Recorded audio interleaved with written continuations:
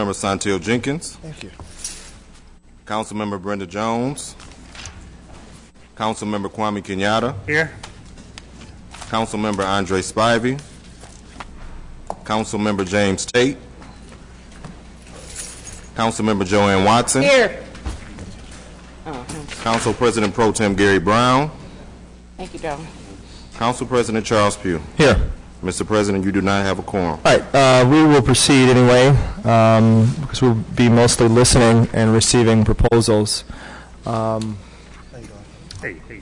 right, if you would like a public comment card, then Shanika, wave your hand. That's Shanika. So Shanika will make sure that you get a card. And we will be giving each union representative 3 minutes, and give or take time to wrap up. So it'll probably be more like 4. Mr. President? Yes, ma'am.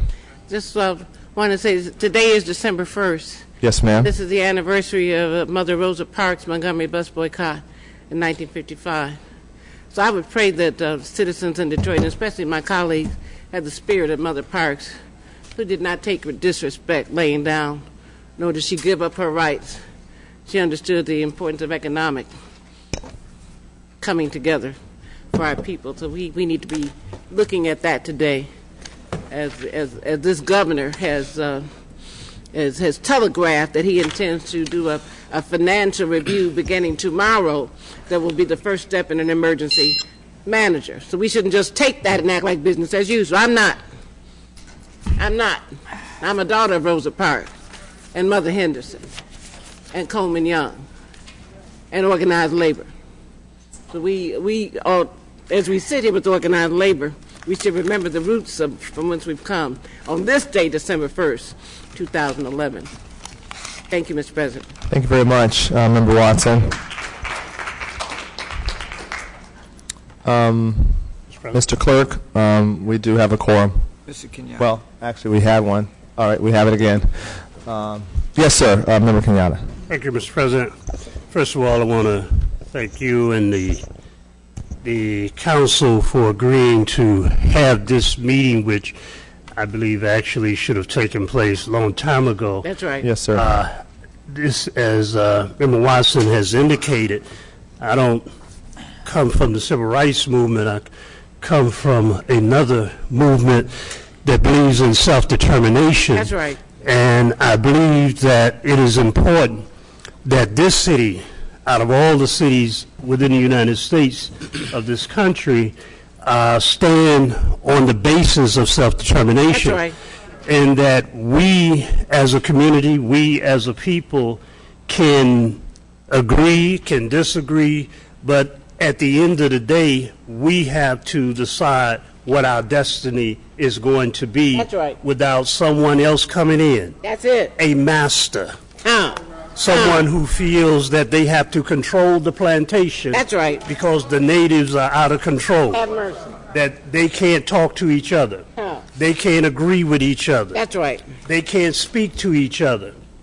That is not the case in this city, that we need somebody else's consent. Well, to handle the business that the people put us in charge of. That's right. So that I think that on that basis, that we listen with an ear of understanding, that we present with an intention to bring about solutions, not talk at each other, not talk against each other, not turn against each other, but turn towards each other and stand united as a city. Because as Detroit go, the rest of us go. That's right. And we know that that has been the case all over this country, that it is in this city that many of the movements, including the labor movement, That's began. Right. That's right. It is in this city that the Nation of Islam began. Well, it is in this city that the Republic of New Africa, the Shrine of the Black Madonna, and enough. all of those organizations that gave the foundation for each of us who are sitting in this chair today to be here in whatever we speak from our mouths. whether it's against or for, it is because of those shoulders that we stand on. So this is an important meeting. The meeting that the mayor will have with some of you later on today is an important meeting, and I think it is on that basis that we turn back the tidal wave that is headed towards us, that some of us may have invited towards us, help me but go. for the most part, Help me, we somebody. can push it back. Thank you very much. All right, thank you very much.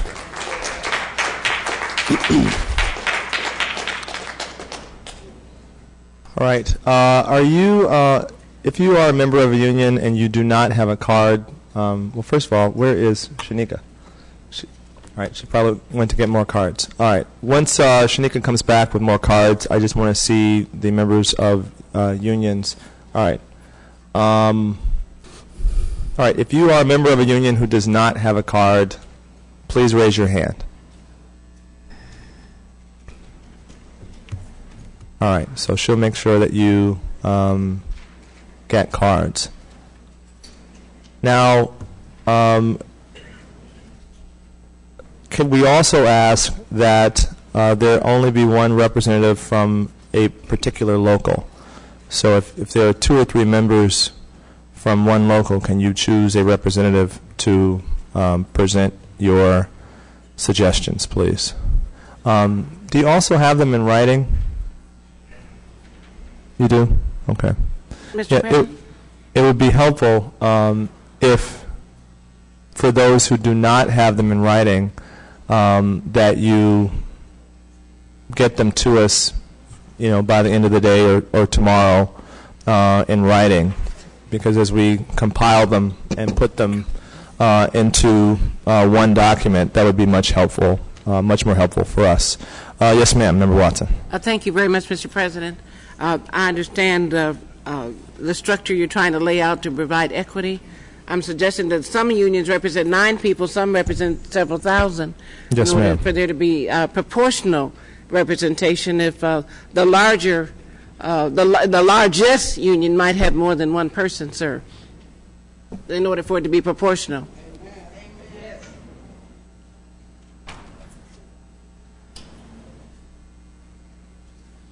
I'm not quibbling with the time, the 3 minutes you set, but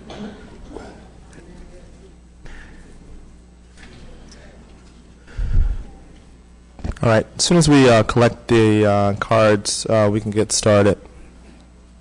We have 3 cards already, so we can go ahead and actually, let's do public comment first, because public comment is scheduled at the end for the general public before we hear from our unions. So, doesn't make sense to have it now. Ms. Griffith and Ms. McClellan and Mr. Jessup.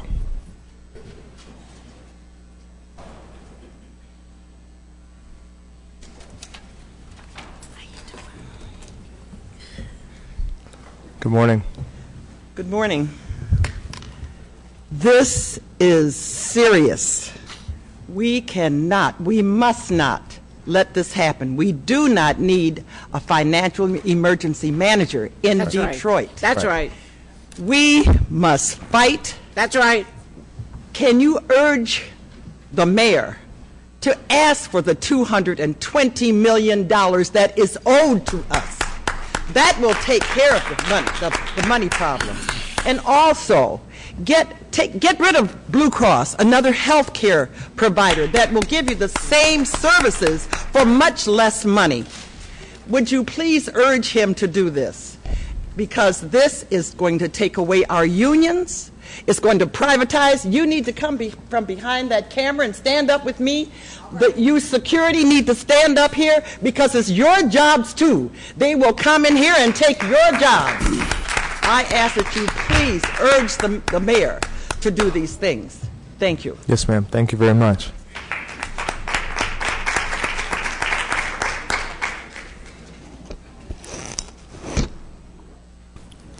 And Brandon, you'll be after Ms. McClellan.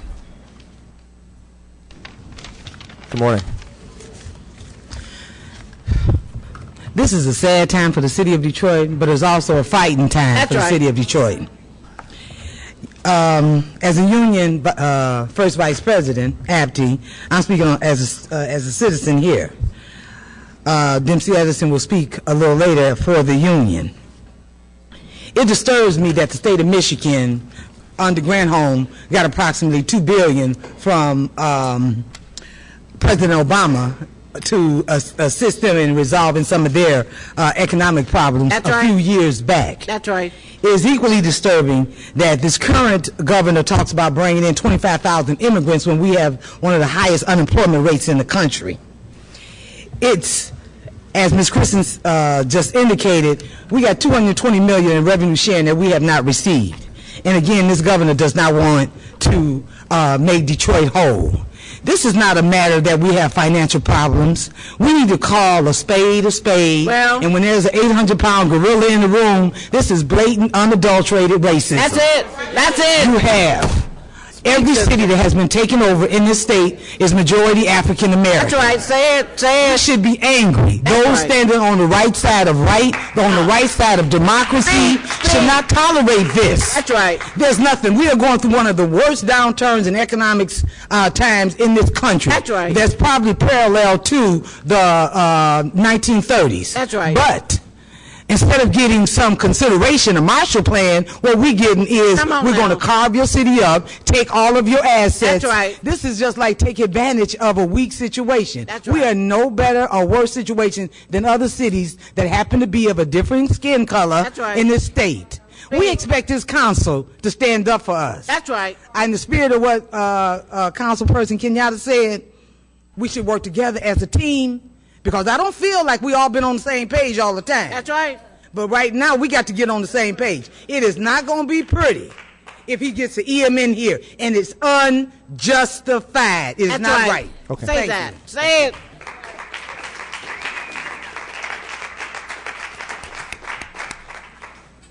After Brandon Jessup will be Cynthia Johnson, Edith Lee Payne, and Evelyn Foreman. We got to get to the units. That's why. Hi. Good morning, Detroit City Council. You have 2 minutes. Thank you.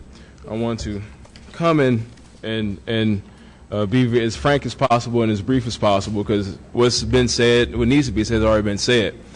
I want to thank Councilwoman Watson for doing a call to action this morning and last night to this meeting, because I knew nothing about it. But September 12th, this body passed a resolution in support of the repeal of Michigan's emergency manager law. I couldn't remind this body about that, because now you've put the ink on the paper, but we need you guys to walk with us right now in the city of Detroit. That's right. What that means is the thousands of signatures that need to go in to freeze this law and repeal this law, we need to do more for that, because this is about democracy, as Right. this is about your jobs. We elected you guys and gave you a great amount of trust to care for the city. And now the city of Detroit is standing right behind you to continue to care for the city and to protect this city. And in these perilous times that we're facing, tomorrow at some hour that Governor Snyder will come in and request the review process for emergency management, tomorrow we need you guys to stand up and say, we don't need that here. That the injustice that this law serves to any community, regardless of color, must be stopped. That what's going on in Detroit is a vast injustice of democracy and our voice. This is not about finances. That's right. It's not about finances. Say it. We can definitely close our $45 million gap by actually handling some of our healthcare costs in a responsible manner. That's right. Not to be gouged anymore by the big corporations That's that have right. the large bankrolls, but to the small companies that are looking to build a new economy here in Michigan. That's right. So I want to be very clear and very brief. 250,000 people is a drop in the bucket of voters in the city of Detroit. Help us galvanize the 500,000 some odd voters that we have in this city today to wake up and have their voice, and to remain their voice and to keep their voice. Finally, I want to remind you of a small city just to the west of here called Jackson. They have a structural and pension deficit of $65 million. That's right. They requested an emergency manager in April. They were denied that request.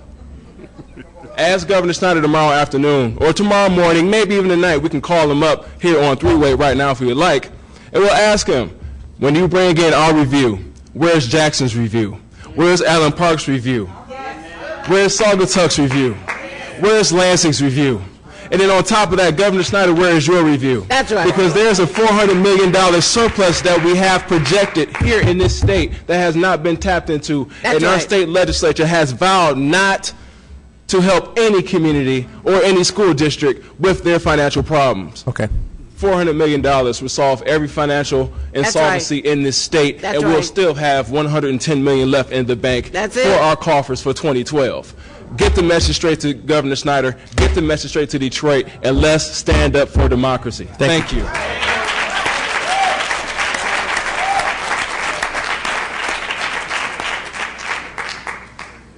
Ms. Johnson is next, followed by Ms. Payne and Ms. Foreman. Ms. Payne, you can come on down to this seat. And where's Ms. Foreman? Can you come on down front to this seat down front? All right, thank you. Ms. Johnson, you have 2 minutes. Good morning, everybody. First of morning. all, I'd like to say, first of all, thank you, Ms. Watson, Councilmember Watson, for pounding every time we hear you talk about the $250 million that is owed to the city of Detroit, and we thank you for that. There are so many people, in my view, there are so many people who look like me, who look like us, who is not doing anything to help us. They are not uplifting us. We are not in need of an emergency financial right. manager That's right. under any circumstances. That's right. What it does, it takes away the vote That's right. from the citizens of Detroit. Say so. They tell you that you have a vote, but they really take that vote away from you. That's right. Vote for city council, vote for this person, vote for that person, but we're going to give you a key to the front door, but don't use that key. That's exactly what's going on. I'm asking the citizens of Detroit to please not just give away your vote. That's right. I have some petitions, and there are a lot of petitions that some of us have. I want you to use those petitions. That's right. If you don't have a petition, if you haven't signed the petition to repeal Public That's right. Act That's right. 4 of 2011, That's right. I ask that you please sign this petition to repeal that that act. Amen. Because this governor, and by the way, he's not the only one who's hurting us. And the former governor, she really wasn't any better. Because the door that Engler opened, she never closed.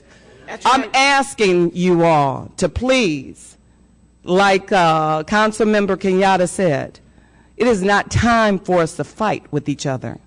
It is time for us to work with each other, because we are in the position that we are in right now because we have failed to work with each other. God bless you all.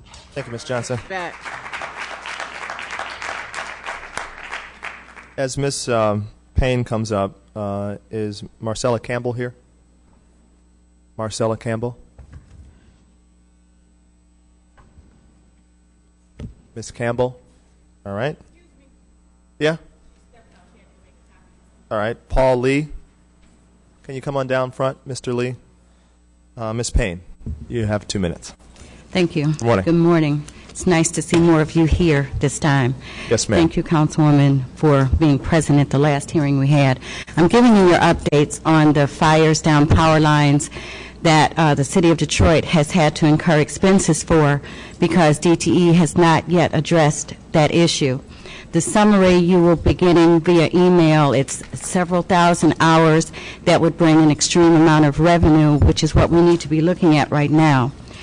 I now know, and have known for some time, what people in Africa felt like when they had a country. And they thought they had a place to live, and they thought they had rights.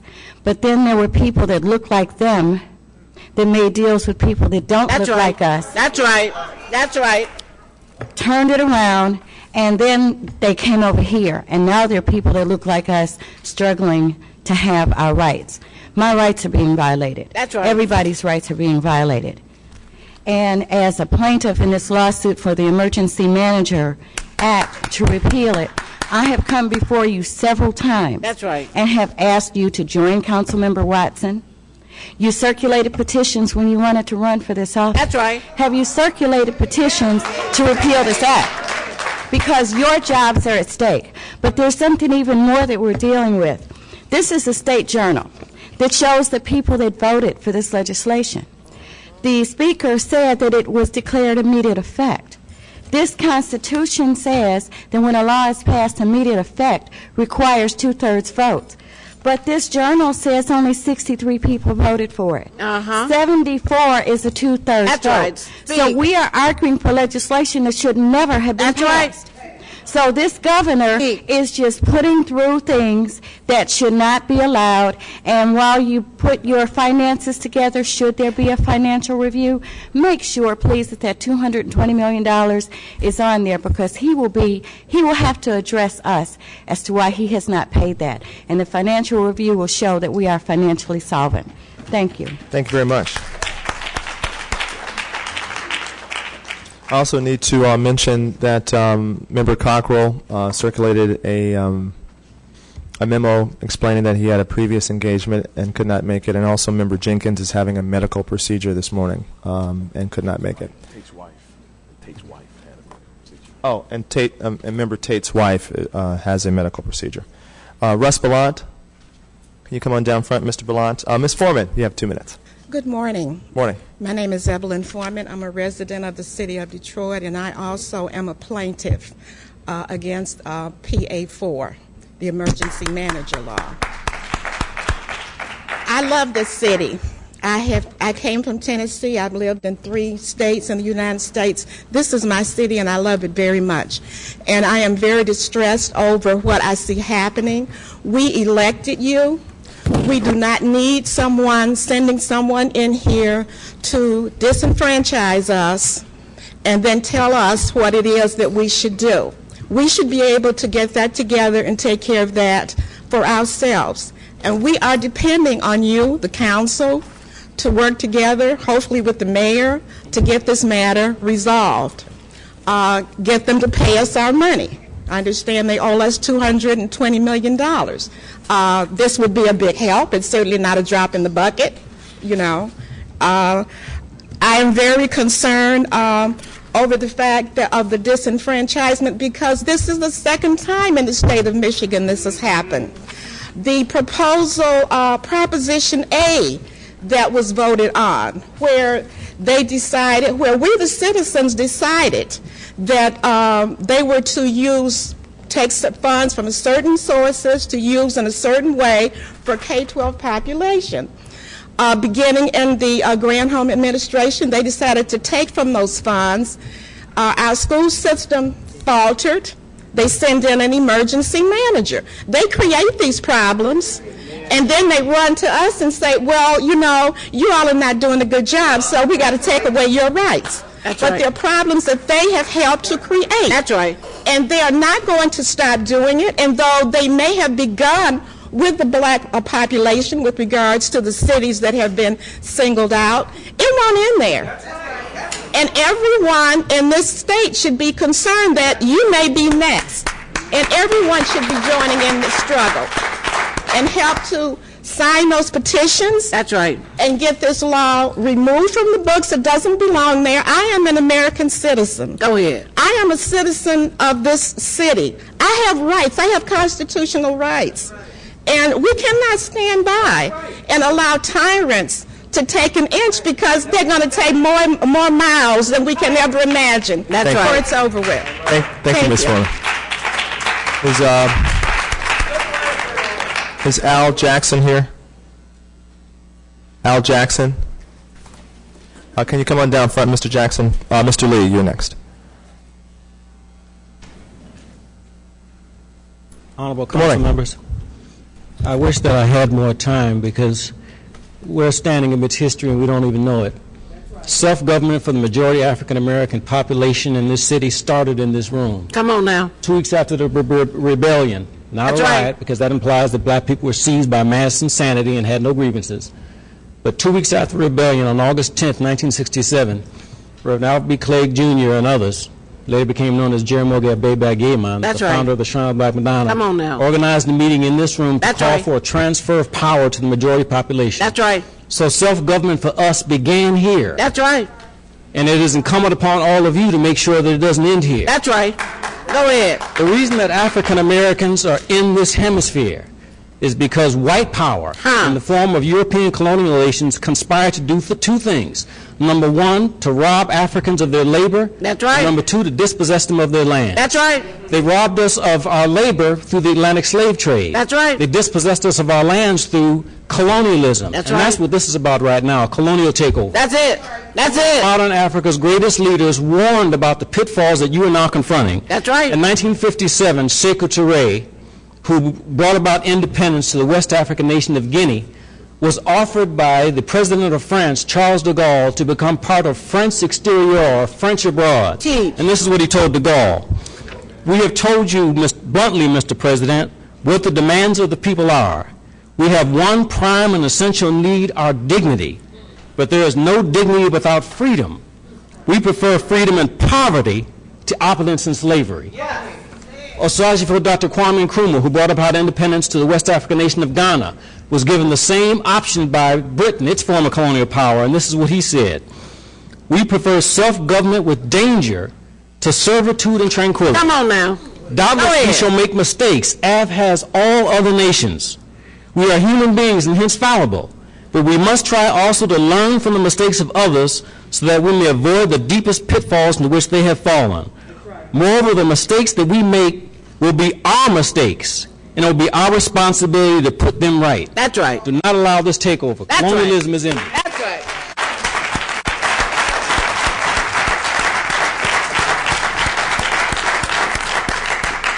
That's all right. The Shrine of the Black Madonna.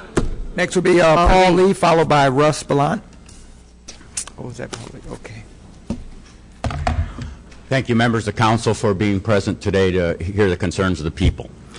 Prior to the concept of citizenship, which held that all people, at least theoretically, were equal before the law, was the concept of kings and subjects. Subjects who begged the king because they had no organic rights, no concept of equality before the law.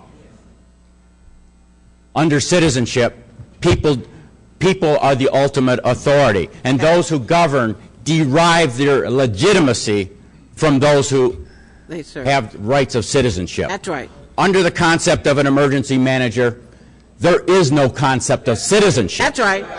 It's a concept of subject and dictator. That's right. That's right. Subject and monarch. Say it. Say it. Now, it's not only a theoretical matter.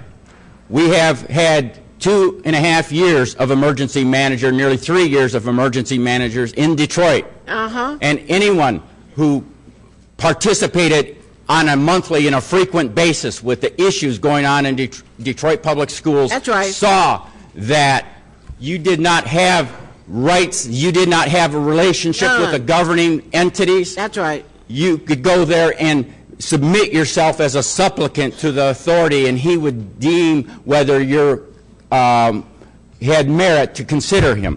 I'm going to give you a concrete example. Myself and about 75 parents of Detroit Public Schools had a meeting with the second emergency manager shortly after he derived power.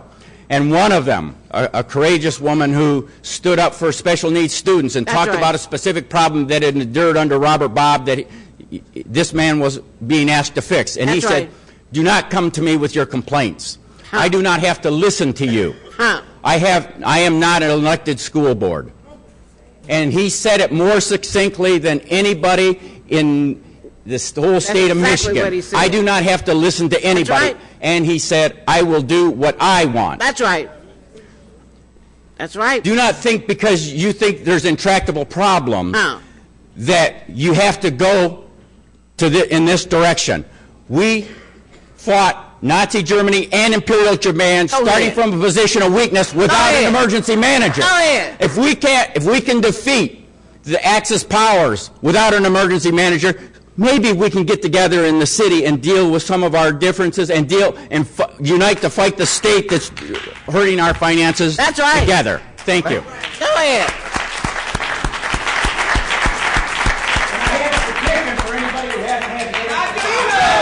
right. That's right. Thank you, Mr. Ballant. Mr. Al Jackson. Go ahead, Followed Mr. by Marcella Campbell. I have very little to say today, but I do think the financial manager, I think that financial manager takes away the rights of the individual as a citizen of the United States under That's the right. Constitution. And I think if the governor wants to do that, I think the governor needs to be recalled. Not only need to be recalled, but the state of Michigan may need a financial manager to manage their affairs. And I think any council member that backed this financial manager need to be recalled also. That's it. Thank you. Thank you, Mr. Jackson. Marcella Campbell, Amen, brother. who will be followed by Frank Hammer and Cedric Cook. Good morning, Honorable Council, and I'm coming before you to present our cost-saving and revenue-generating ideas. That's the same packet that we submitted back in May of this year when I came before you, and I do have copies for everyone. One of the things that we were interested is implementing an organized amnesty program to collect revenue for income taxes. Yes, ma'am. Withholding is the largest number because, of course, employers will pay a large number of withholding taxes. However, we are not receiving all of the withholding. All employers That's are right. not withholding. That's right. All residents, non-residents, persons that are earning income in the city of Detroit, and persons that reside in the city of Detroit are not all paying their income taxes. Currently, income tax investigators are revenue collectors. However, we are not out in the field. We are not allowed to go out and to be able to collect taxes. Have mercy. There is a company, a contractor, Muni Services, has been contracted. They don't have an office in the city. They don't have anything in the city of Detroit. Disgrace. But they send out bills to taxpayers. Some of these bills are not good bills. So, I mean, no one knows our systems, no one knows our processes, and no one knows how to do our jobs better than we do. That's it. And we Say just it, need baby. the opportunity to be able to do it, to That's collect the right. revenue. Everything that we do in our division goes straight and directly to the general fund. Go ahead. And if we're able to be supported so that we can do our jobs and we will be able to bring in revenue so that we would have it to be able to manage ourselves and to do the things that we need to do, because we definitely don't need an emergency financial manager. That's right. And that's all I Could have you to say how much money you project we could bring in if we fully staffed you? If we're fully staffed, I know we could bring in a couple of million. A couple of million. All right. Thank you. You're welcome. Thank you very much. All right. So we have 12 cards from our union representatives. So if you are a union representative who did not turn in a card, and you want to speak, can you please raise your hand so we can get you a card? All right. So each person will get 4 minutes. You need a card, sir? Oh, come on down. What's your name? Green Lee. Oh, Might have got mixed in. I think I called you. All right, go ahead. You have 2 minutes. Good morning, Council. Morning. First, I'm wondering when Lansing became the Politburo and when Detroit became Uganda or a third world country. I'm a former reservist for the Federal Emergency Management Agency, Operations Support Specialist, trained in emergency program management. When FEMA comes in, I read the Public Act number 4, and when FEMA comes in, they leave the control to the local government. That's part of the declaration and response of the Federal Emergency Management Agency. Public Act 4 says that they want to bring in a financial emergency manager to make sure public safety is maintained. This law is unconstitutional. That's right. Even under the Stafford Act, when the federal government comes in, then they continue to leave the control in the local area. I wonder when Governor Snyder got control. I wonder when Mayor Papa Doc Bing decided that he wanted to do things. This is not the way that we do things. This is a coup by legislation, and it should not stand. It will not stand. And in the spirit of Rosa Parks, it will not stand. To those out there in the public, it should not stand, and it will not stand. Another issue. to the union reps and to the board up here, I understand that you guys have to work together. This is not a time for collective bargaining. It's a time for collective mitigation. There are going to have to be changes that are made to the city, and some of you guys need to get together with some of your members, start a company, get some of those contracts that are going to be going out to some of the people, clerical staff, start a temporary agency, start getting that money put together. There's ideas that can be generated, but it's time to mitigate the problems. We do have issues that need to be addressed. Our city is a little bit too big as far as how we address things, and it's just time to come together. Not to I'll conclude with this. Back in college, I met some people who happen to be of a royal family over in the Middle East. I have an interest in getting them to invest and bring a revenue stream into the city, but they're not going to come into the city without having something that's really seeing a board and seeing people together that will put Detroit back on the international stage as a city of industry and off the national stage as a city of woes. Thank you very much. Thank you very much. Okay. That concludes public comment. At this time, we will begin to hear from our unions. Each speaker will get 4 minutes. Frank Hammer, Cedric Cook, Richard King. If you all can, there are 2 seats down front. If the people waiting in line can sit there, that'd be helpful. Mr. Hammer, you're first.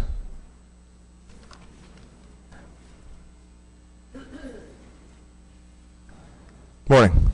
Good morning to the City Council. Good morning, Sister Watson. Good morning, darling. God bless you. I'm not sure what you meant by our unions. I certainly don't represent city workers. I did represent UAW members. That's right. But we consider ourselves brothers and sisters. That's right.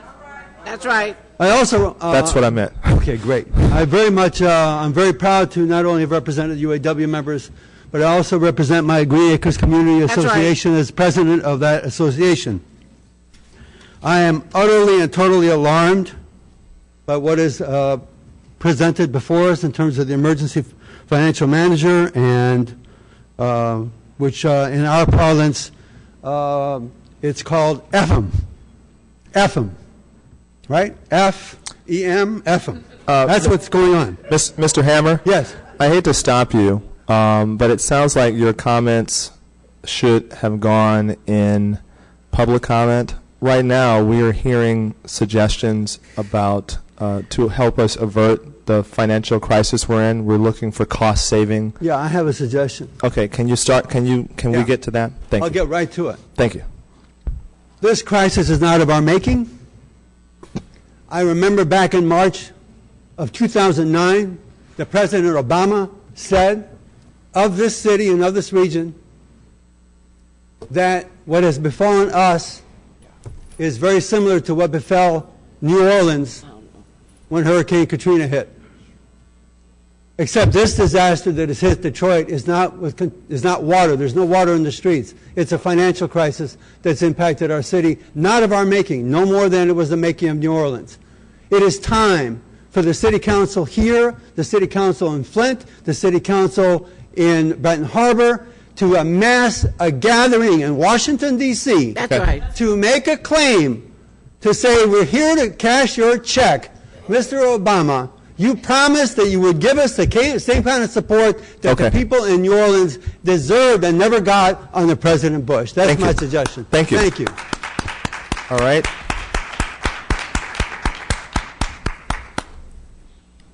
So, yeah, never mind. Ms. Phillips, can you come on down to that seat right there? Mr. Cook, you have 4 minutes. Yep, Ms. Phillips. Yes, ma'am. Thank you very much, Mr. President. Hey, good morning. And to the rest of the council, I'm here today to talk about the health care costs, possible savings. Bring the mic. I'm here to talk about the health care costs today. My name is Cedric Cook.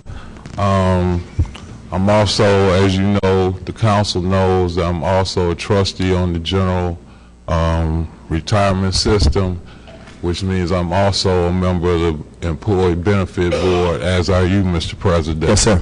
And that's what this comes out of. I heard the administration say that they need like 10% more as far as health costs are concerned. Well, when we talked with the Labor Relations Director, Mr. Martinico, we found out, cutting to the chase, that the city has not done an audit in probably about 10 years as far as making sure that the people that are being covered as far as health care costs are actually people that should be covered. See? Everyone that has done that has saved millions of dollars. So right. We really believe that if the city would simply update their records, that's right, okay, they could realize this 10% savings. Now, when we talked with Mr. Martinico, there was a question about the cost as far as being able to have this audit done, okay, and some numbers were thrown around, but I have here today, which I also gave you, Mr. President, some companies that can get that done for maybe about $75,000. So the question today is, how many people here would not invest $75,000 to save $1 million? How about $2 million? $3 million. So we need to look into this right away as far as having this audit done, okay, because that will save millions and millions of dollars. The second thing I wanted to talk about here today is what Councilwoman Watson has been talking about for 10 years at least, the $200 million that is owed by the state. Well, it's a disgrace. Okay. They need to pay. What we feel we should do is the same thing that is done when anybody else owes a debt. I know that my constituents, when we owe money, what happens to us is we are sued. Okay? So the city should see about suing the state. That's right. For the $200 million. That's right. Okay, that is owed. Now, you already know they're going to say that they don't have the money. We already know this. But, again, when you go to court and you sue them, what they start doing is looking around at your other assets. What they do to my folks is garnish us and that type of stuff. So, in this case, what we should do is we have revenue that is being generated here in this city in the form of the casino. That's right, say okay, so what we should do is establish that the state owed us a debt, okay, and then offset that. That's a financial term, offset. That's right. Okay, and get our casino revenue, especially since that was the deal that was made between Engler and Archer. And to the best of my knowledge, the state never put anything in. They're just getting a cut. That's right. Additionally, when our police officers here in Detroit give us tickets and we get fines, okay, part of that money goes to the state. Hold that up, Gary. Okay. We're getting money here, but we need to plug the holes. I'm finally glad to see that the council is taking my suggestion from a year ago, which was to, you know, we can't give money to the African American Museum, the DIA, the Eastern Market. We need our own money because we have to provide core services. So I'm glad to see you guys get to that. Thank you. But we need to, you know, sue the state and hold up our casino revenue. Okay. And we should be fine. Can you leave your suggestions right there to the right of the podium? And right, thank you very much. We're going to put a folder next, right there. Yep, right there. We're going to put a folder right next to the podium. So if you have your suggestions in writing, then you can just put them in the folder after you're done with your presentation. Yes, sir. Member Spivey. Mr. President, Brother Cedric, thank you for your comments. And I know we're going to hear a lot today. Some are long-term, some are short-term, but I see the health audit as a kind of in between. But what you said, there's a gentleman in the audience here with Eddie Flowers. Both he and Yvonne Hurst came to my office, and we met with Mr. Martinico, and we gave him a number of ideas that will help save money via insurance and health care costs. And I kind of, led that first meeting, then met with him subsequently. To their dismay, nothing came from it. But I also understand they also reached out to some union officials and were not given an audience which might have helped. So I'm going to ask you and whomever else are in the House today, if I can need to set that up, within the next couple of days, so you all can hear from them. They have access to another major health care provider, Member Watson, other than Blue Cross Blue Shield, that are here, and they're here to do some things. One of the excuses we received was the city software. We can't input it to take costs out. It's no cost to employees, but it'll save us millions of dollars. So I'm hoping after this meeting, Brother Eddie, if we can come down and we can meet the folk here to set something up, because your health audit, Brother Cedric, is what we tried to do with the administration before, with Martinico, and I think that'll be a big help. It may not be short term, but we can start working on it right away. So I appreciate that suggestion. You know what, Councilman Spivey, where that was is because we had them come before us too, Brother Flowers, okay, and also Brother Ron Hardiman. Okay. And they were basically, what they wanted to do was to be able to, again, cutting to the chase, at the end of conducting the eligibility review, they wanted to be able to offer auxiliary services like, critical illness policies, disability policies, whatever. Okay, and my understanding is, like you said, that the union wasn't necessarily receptive to having their members exposed to that. Okay. But at the end of the day, and that's what I told Mr. Martinico, I understand that you were trying to get this service done free, but at the end of the day, you're still responsible for getting that done. Right. Okay, whether you can get it done free or not. That's why I brought the documentation where really they can get this done for about $75,000 and save millions of dollars now. And in addition to that, that's also like when they came before us, they told us that our health care rates had gone up like 14% like last year, and we saying we know health care is going to continue to go up. That's the nature of the beast, but why 14%? And I want to take too much time for others to come behind you, but I think since they met with you all, they have some additional things that they try to present to the administration, they want to present to you all that can be a tremendous help on the health audit going forward. So I want to see you on that. Thank you, brother. Don't leave. Don't leave. Thank you, brother. And Mr. President, on that point, I just want to say that I appreciate Member Spivey on the health care issue. I have information from 3 vendors who could provide identical health care coverage to the city employees who currently have health care for half the cost. There are 3 vendors who could do it for half the cost, and they know this. And this business of not being able to change the software, that's poppycock. They don't want to do it. They don't want to get out of bed with the blues to do what you want to do. The health care audit is just the tip of the iceberg. They could stop cutting that $300 million check to one company right now if they want to. They can impose a new health care coverage if folks want to do that.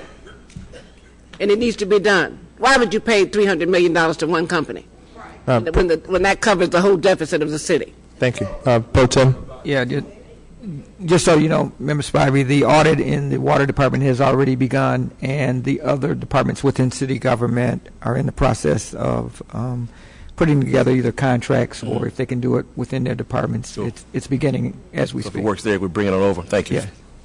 Yeah. Is Reen Lee here? Oh, you spoke. Okay, cool. Ed McNeil? Oh, okay. You're good right there, Mr. McNeil. Mr. King, you're next. And can you say the union you represent, please? Association of City of Detroit Supervisors, ACODS. Good morning. Good morning, sir. Good morning. Good morning. This is for cost savings. Okay. I come from the mechanics field. We typically, the contractors are killing us. That's right. Talking to Mike, please. Oh, I'm sorry. Go ahead. I'm sorry. We send out jobs, truck repair, automotive repair to contractors, and they charge us, and lately my job, I see the billing. Yes. It's astronomical.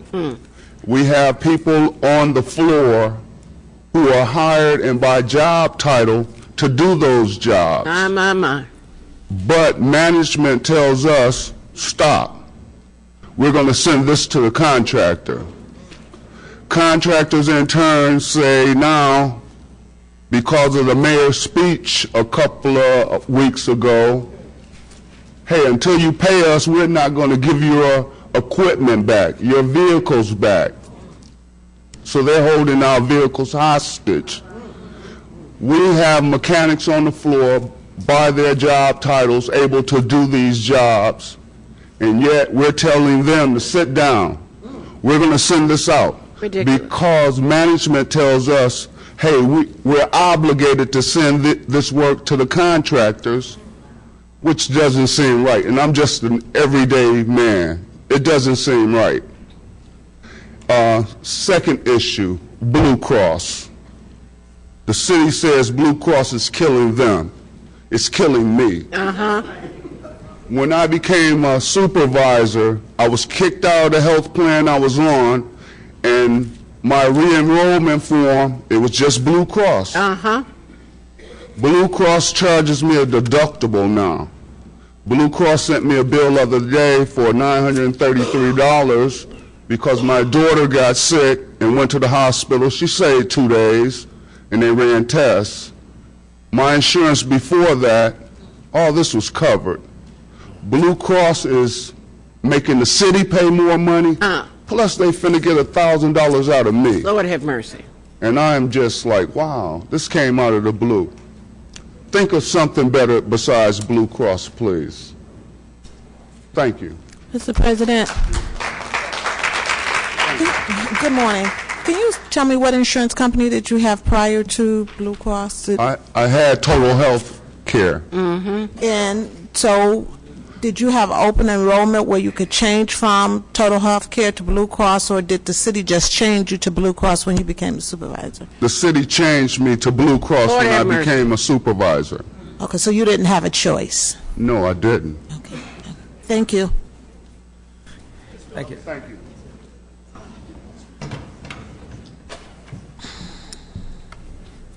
Good morning, honorable body. Good morning. Good morning. First, I'd like to say to President Pugh, thank you for extending the time to 4 minutes. Yes, ma'am. And AFSCME has Although if people feel like they don't need it, you don't have to take it. AFSCME has several cost-saving measures to give to you today. Yes, ma'am. And we put the light of folder that, right there. I'm going to get 2 of my minutes to Ed McNeil because he talks long. Okay. And 2 of my minutes to Richard Mack because he talks slow. Okay. So we want you to get all the information. Yes, ma'am. All right. All right. You're right about both. I've known Richard a long time.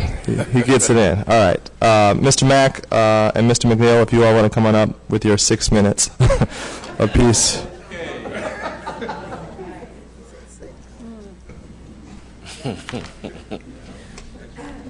My.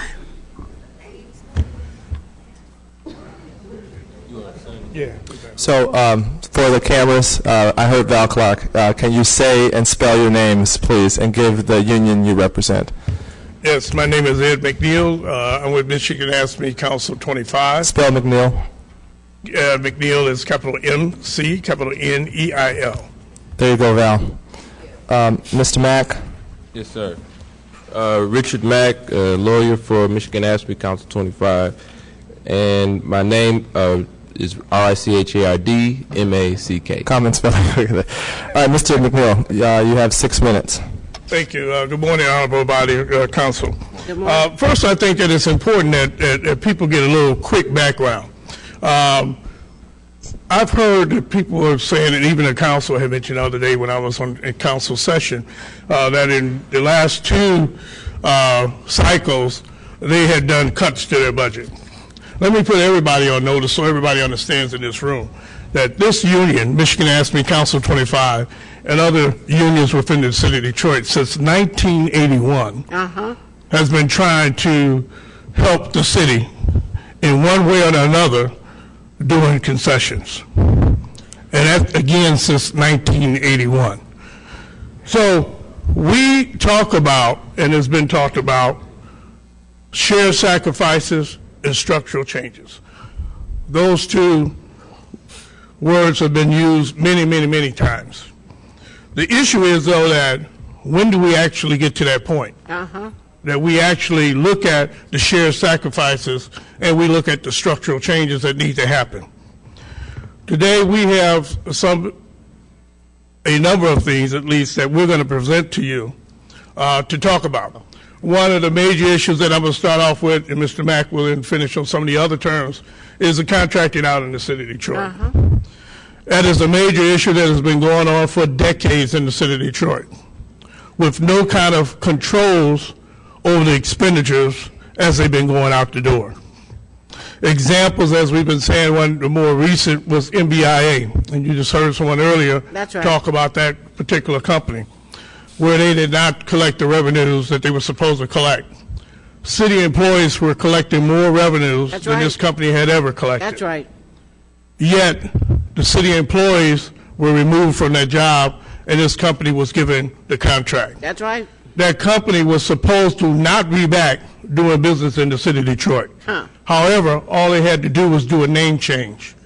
They did a name change, and it's Municipal Services, and they're right back in the city of Detroit. And so that needs to be looked at. But even closer when you look at it, let's look at some of the contracts and let's look at the figures. We have mechanics that we represent in our union. They make $20.34 an hour, in which fringe benefits they're making around $32 an hour. Yet we have contracts that go out that we're paying $85 an hour and upwards of $100 and some dollars an hour to the contractor. Ridiculous. And then the contractor then comes and picks up those equipment, cars and trucks from city garages. And guess what? On top of that, there's a charge for carrying a vehicle from the garage at $100 and bringing it back to the garage for $100. Outrageous. And so I wonder who's really looking at the contract that's going out in the city of Detroit.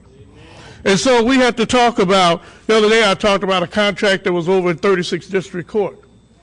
Those are the guards that are in 36th District Court, and many of you, if you walk in 36th District Court building, you see them there. Those guards were paid about $11.75 an hour. However, the company that they work for is in Florida. The company is Wackenhut. Why would we pay them 100% city-funded contract, That's right. $4.6 million? Those are the kind of things that's going on in the city of Detroit. Then we had public lighting, and the citizens talk about that their lights are being out. But again, we let a contract go out.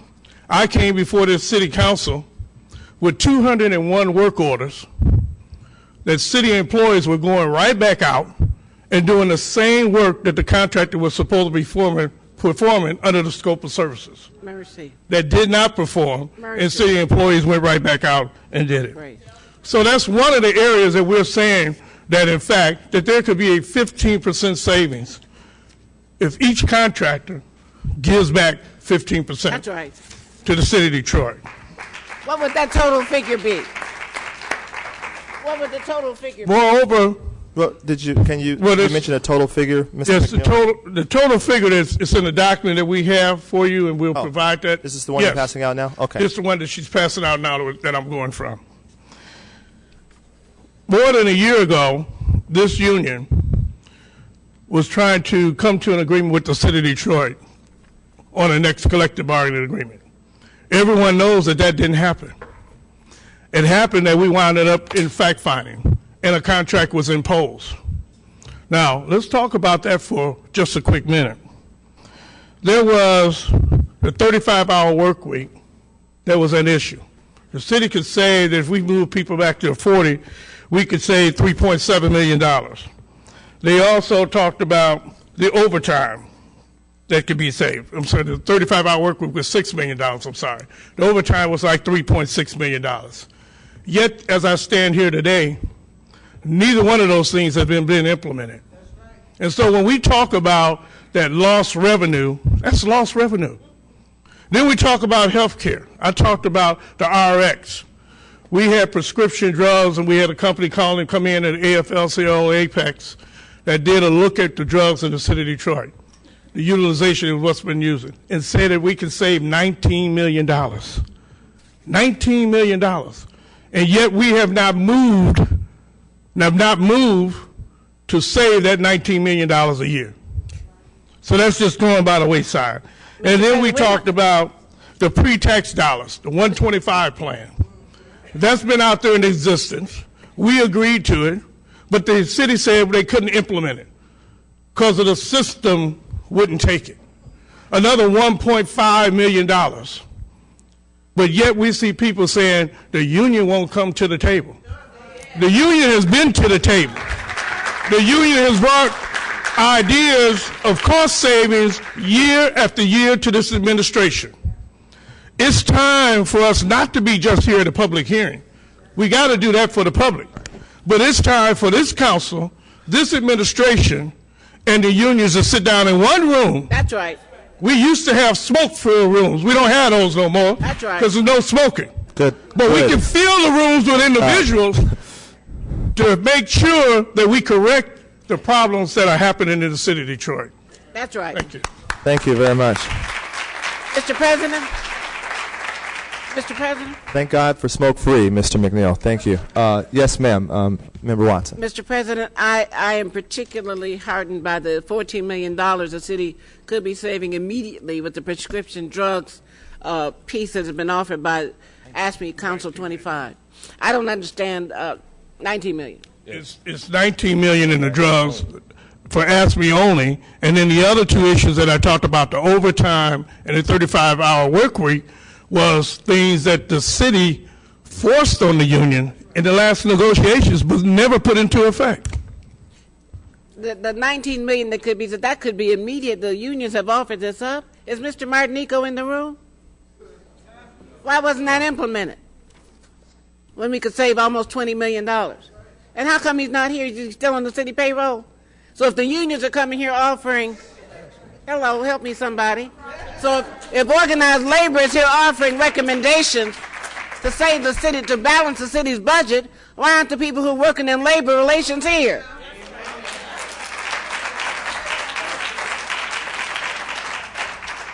If labor is in your job, you ought to be in the room when labor is being discussed in the Irma L. Henderson Auditorium. What are they doing that's more important than this? Where are the mayor's people? I know they're in here. They are here. Calling for Martinico wherever you are. I know you hear me. Come to the auditorium and come and listen to the people who are paying your salary.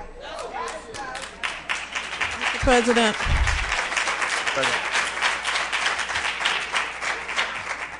Ms. Richardson, did you want to speak to that? Yes, Member Jones. Thank you. Good morning, Mr. McNeil. Mr. Mack. Good morning. My question to you is, I know that you requested some information from the labor relations in regards to prescription costs of what the city is paying for prescription costs. Current information. Have you received that information yet? We received 3 months of information. We have not received anything else. And there's some other documents that we've been requesting and we've been waiting on. As people are saying, we won't come to the table. We need information for us to do a due diligence about what's supposed to happen in the city of Detroit. And so, yes, we need information. No, we have not got all the information we requested. Thank you. Yesterday evening, and I got something in my email. Haven't had a time to go over it, but it is pertaining to the And so once you receive that information, are you going to forward that information to the AFL-CIO Employees Prescription Coalition to see if they can give us the up-to-date cost of what the prescription cost would be? That's correct. We're going to look at the prescription costs as well as we're going to look at the administration fees for administering the program. I mean, because that has to be looked at as well.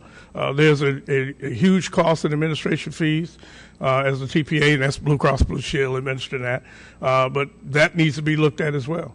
Okay. And do you know whether or not your members are willing to, do you know whether or not most of your members are have a Blue Cross Blue Shield, or whether or not they have other insurance plans? Some have other insurance plans. Those numbers, which was something that I think was in the document that may have came last night. We asked for a complete breakout of how many individuals was in which plan, whether it be Blue Cross, whether it be Health Alliance, or Total, one of those, and how many 1-2 person, the demographics, 1-2 person family contracts they were. So that's information that we need to look at. Thank you. All right, Mr. Mack. Yes, thank you. You have 6 minutes. On the prescription drug costs, actually, I've told that figure, that $19 million savings on prescription drugs only, once it was given to that carrier, was for AFSCME drugs only. Last year during fact-finding, the city represented that AFSCME was about 22.7% of the payroll cost for the whole city. So if you extrapolate that figure out, that amounts to about $86 million for the entire city for taking drug costs, assuming that the AFSCME drug costs were similar to what non-AFSCME drug costs would be. So we're looking at about $86 million in savings on just a quick fix of sending that information to that company. Why they hadn't given that to us up until late last night, if we got it all, I can't explain. On the contracting out piece, just briefly, the one problem that we have is that there is no database that I'm aware of which has all of the contractors and all of what we're paying for the contractors. In the most recent budget, there is a line item for professional contractual services for general fund only of about $150 million. But if you look at all of the other line items, which more than likely include third-party companies or individuals receiving service, you're looking at up to $636 million, because there's a specific line item for salaries and benefits for employees. And if you're not spending money on employees, the only other thing out there is some third party receiving that money. So that's whether it's supplies, that's whether it's services, whatever the cost is. And if you just take of that $636 million, you take 15% savings of that, that's $95 million. What ought to happen is this council ought to use your subpoena power to demand that each department head within a 14-day period produce each and every contract that it has for each and every contractor, whether they be individuals or entities. It provides the contract, the cost of the contract, importantly, within each contract, most of them, you'll find that there's a clause which allows you to terminate that contract with 20 days notice. After you get a list of every contract, you can then send a letter. Last year, the mayor's office sent a letter to the contractors saying, please give us a 4% reduction in your costs. If you don't want to, don't worry, you don't have to. You'll get paid the full amount anyway. You can send a different letter or have the administration send a different letter saying we want a 15% reduction in your costs. If you don't, we realize that there's a contract, there's a clause within your contract allowing us to terminate, and within the law, we will do so and rebid your work to someone who can do the work cheaper. That needs to happen. As far as the health care issue, it was explored a few years back within the city of Detroit to have city workers actually use major hospital chains within the city of Detroit, DMC, Henry Ford, That's right. for their health service, That's right. as opposed to going through Blue Cross Blue Shield. Exactly right. Now, there's some relationship between Blue Cross and those hospitals, which they have certain things regarding how low the hospital can charge other persons for insurance. But if the employees are going to them not for insurance purposes, but for direct service provision, then there's a way around that. There should be a way around that, and the rate that those employees will receive will be much lower. That's right. You just read in the paper today how there's a dispute with Beaumont and That's Blue right. Cross over the high rates that Beaumont is going to charge. So there's a much lower rate if you go directly to the hospital That's as right. opposed to giving them that Blue Cross Blue Shield card. That's right. That can be explored, and I know the DMC had an interest in doing that some time ago. That's something, again, not as short term, not something right now, but something that can certainly be explored. Look, Absolutely. no one is going to, if we just present to the state a bunch of quick fix, we can get past these next few months of $45 million, we present that, that's not going to avert an EM from coming in here. The state's going to look for long-term solutions. That's a long-term solution that we need to implement. As far as we need to renegotiate some of our leases that we have for some of these buildings, and I'm going quickly because Ms. Phillips says I talk slow. There needs to be a tax moratorium. 2 minutes. Thank you. There needs to be a tax moratorium. We lay out a lot of these ideas in our paperwork here. State assistance. The state ought to be asked to help. The state can do things like, for instance, underwrite the debt that we have. We pay, I think it's up to $30 million now in just debt service, basically the interest rate we have on the debt for what we borrowed. That can be, we don't have the credit history as a city to do that on our own, but if the state wants to help, if they're interested in helping, they can come in and help and underwrite. So that's an idea. The state can assist with collection of income tax. That's right. And again, this is laid out. Then the City Income Tax Act, and I even provided the site for you, can be amended to require that employers within the city collect tax and have that tax transmitted to the city of Detroit by electronic transfer. Automatically. Correct. That's not provided in the Act. Only the state under the Act currently can do that. But the Act can be amended so that employers within the city That's right. who employ city workers, or who are not city workers, employers within the city can have that tax transferred directly to the city. And for people who employ outside the city, who employ city residents, can do the same thing. So that way you're getting an automatic transfer of money from those employers to the city, That's and right. you don't have to go chasing them down to make sure that did you have all your city residents paying their taxes. And there are a few other ideas. One idea, there are 60,000 parcels of land that the city owns currently.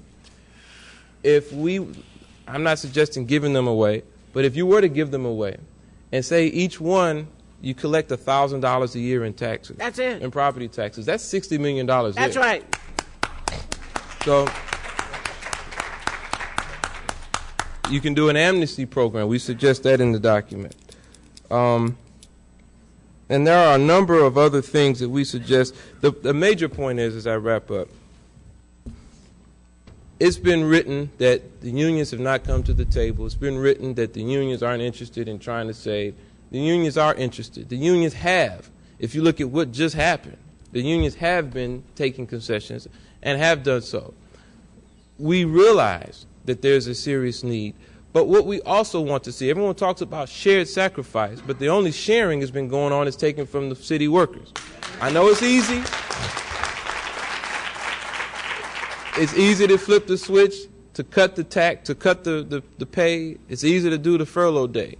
It's not as easy to do some of these structural changes, which should have been done in the last 2.5 years Ben's in office, which now need to be done, and which is incumbent on all of us to work together to make sure that they get done. Thank you. Thank you. Thank you, Mr. President. Thank you, President McNeil. And Mr. Mack, you always have very thoughtful and well thought out recommendations. I just want to address a couple of them. As you know, I do chair the Public Health and Safety Committee, and that committee probably, by rough estimate, has about a third of the contracts that this body sees coming through that committee. We have police and fire, transportation, etc. And we put the administration on notice that in January we're going to change the structure of that committee meeting. The first thing that you'll notice is that it will probably last 2 to 4 hours longer. And we will be doing just what you recommended with regards to bringing department heads in and making them show us the value in the dollars that we do budget them. In the letter that we wrote the administration, we are certainly asking to work with them to ensure that on our time schedule, the department heads are there, they are prepared. We will put most of the questions ahead of time in writing, but if they are not there, we won't hesitate to subpoena those department heads to that committee. And so we look forward to working with you in helping to develop a committee structure that certainly would be more meaningful and would give us more time to dive into the contracts that are being recommended to the body for approval or disapproval. And the key component will be making sure that the departments can justify the dollars that we give them and that they are providing real value and that the citizens of Detroit are receiving the service for the dollars that they're entrusting us to pay. That was number one. Number two, with regards to Public Act 4, I think we could argue the legality of it, and I'm certainly encouraged to see the different strategies that are being employed to overturn it, whether it's through a lawsuit or through a petition process. But the fact of the matter is that right now, as we sit in this auditorium, Public Act 4 is the law of the land, so to speak.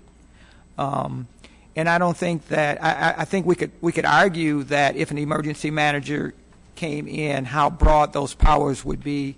But I think there's no argument that if an emergency manager came in, he would probably gut the collective bargaining agreements of all the unions in order to achieve the savings that are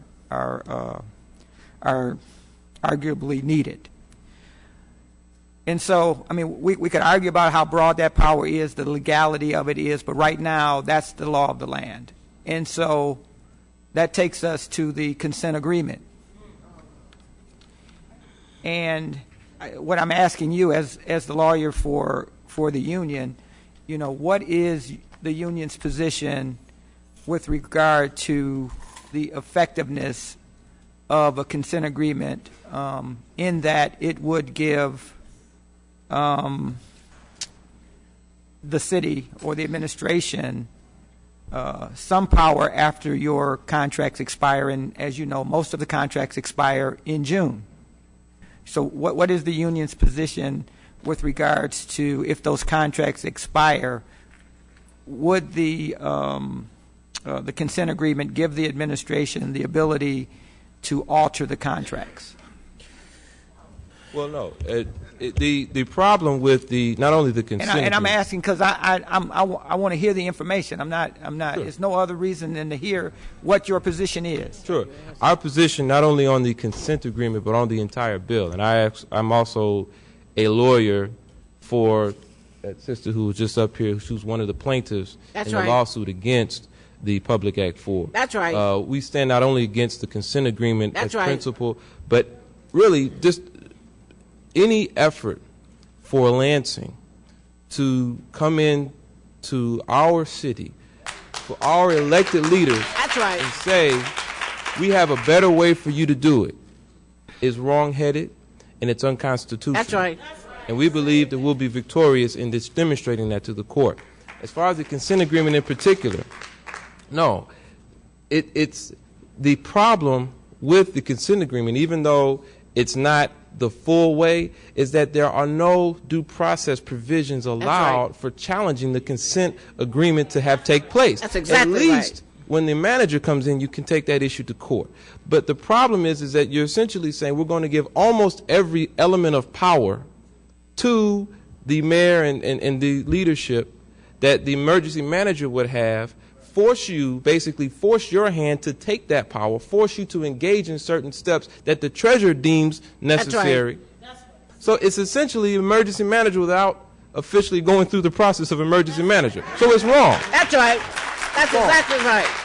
That's exactly right. We've been running. I've been live since 1973 when I was born in the city of Detroit. Come on now. Even before then, we've been running this city. We've had hard times. We certainly don't need folk who don't live here, don't work here, don't know our city to come in and tell us how best to run our city, whether it's through consent agreement, whether it's through whatever mechanism. Now, does this act put pressure on all sides to come to the table? Absolutely. Are you here? Are we here today trying to rush to get some suggestions to you before Governor Snyder comes in under what is currently the law? Absolutely. But we're going to do it. As I said earlier, it should have been when the mayor came out with his press conference 2-3 weeks ago, it should have been after he sat with each of you. I think I heard Councilman Cockrell say on the news that they had a super committee meeting just that morning, and he didn't even have the courtesy to send someone to the meeting to discuss these ideas, but instead rolls out unilaterally what his plans are. It should have been after he sat with you, sat with us, and then jointly come out and show the governor, we have a better way to do it. We don't need you. We need our taxpayers. We need our citizens.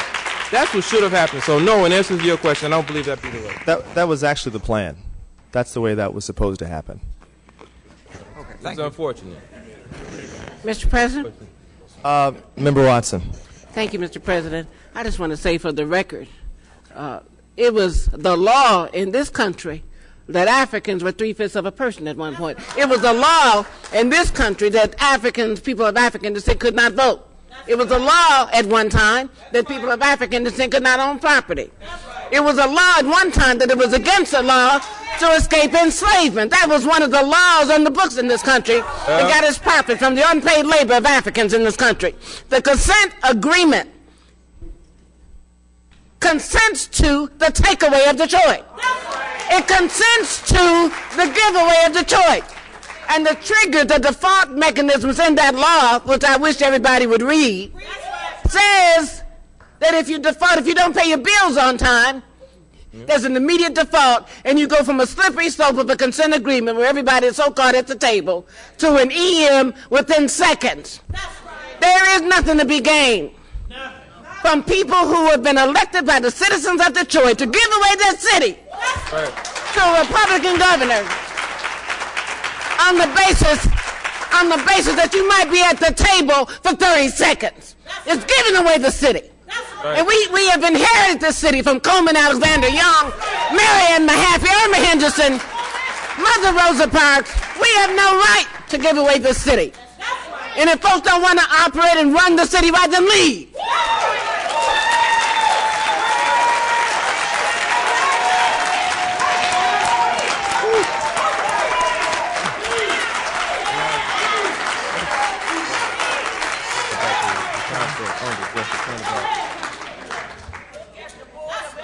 Council President. Thank you. Yes. I want to address one other point that. What? Go ahead. I want to address one other point that Council Pro Tem Brown raised as far as the contracts. We certainly appreciate your committee's effort to delve more seriously into where these contracts are. I think what we're proposing is something more immediate, not necessarily short-term within the next month, but certainly within the next several months, is that if all of the contracts could be put in one room, and there could be a series of volunteers, your staff, whomever, I'm sure the unions could pinch in to bring some folk to go through all of these contracts, and you could get a list of them, and you can contact them, and then you can get the cuts. That can be done within probably 3 to 4 months. So it's not something that would have to take place over time. It's something that you can get savings and get savings immediately. So I think that's the. I mean, we've been talking with other organizations about getting volunteer lawyers to come in and assist with going through contracts and giving opinions about. I mean, it's another example about going after property taxes. It's a shame how the code inspectors can go write tickets, and then those tickets just sit. And is there enforcement of those tickets? Going off to collect income taxes. I mean, we can get volunteer groups and organizations to come in. I remember hearing that Boston Edison Association was literally begging, this is some years ago, begging the city to allow it to hire lawyers to go to court so that they can condemn some of the properties in their area that are vacant and some of the properties that are owed for back taxes. That's and the right. city didn't respond to that. There are organizations who will volunteer their time and their services if we put out the call. As a community, we can do it. We don't need Lansing to do it for us. We just need to make the effort to make the ask. That's why I think it's been missing. Thank you. Thank you very much. Thank you.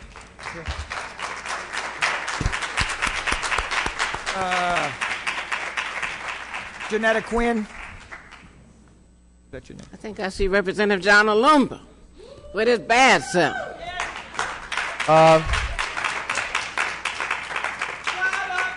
Young African warrior in the house. John Olumba is going to speak. My.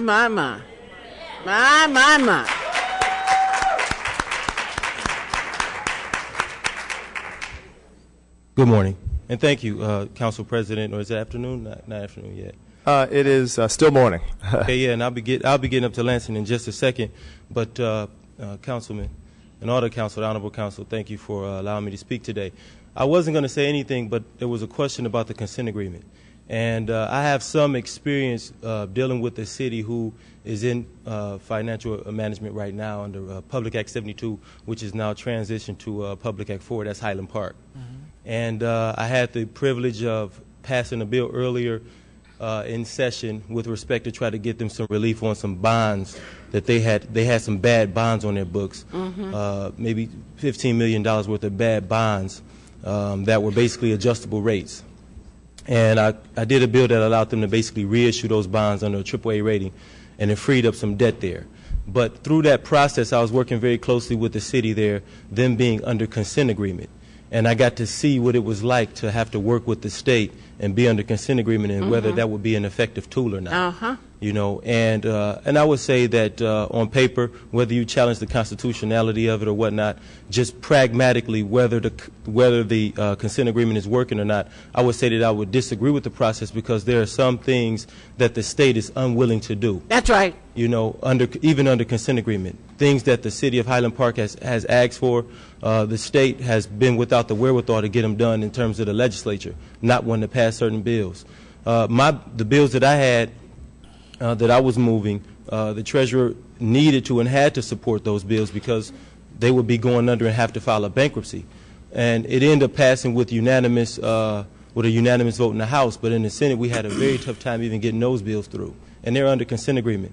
And so even though you will be under consent agreement, some of the things that you'll be asking for from the state is still going to go through the House and the Senate. That's right. And at the end of the day, there's 110 members, 109 right now in the House, 38 in the Senate, and Republican controlled. And some of them, whenever they hear Highland Park or Detroit or anything having to do with this area, come on now, they don't want to pass anything having to do with it. That's right. So the consent agreement itself, while you can visualize it as being an effective tool, it all comes down to whether or not the people in Lansing are willing to act on the things that you have as ideas that you want to do. That's right. So Highland Park has come up with a number of great ideas, things that they wanted to do, but they needed help from the state to be able to get them done.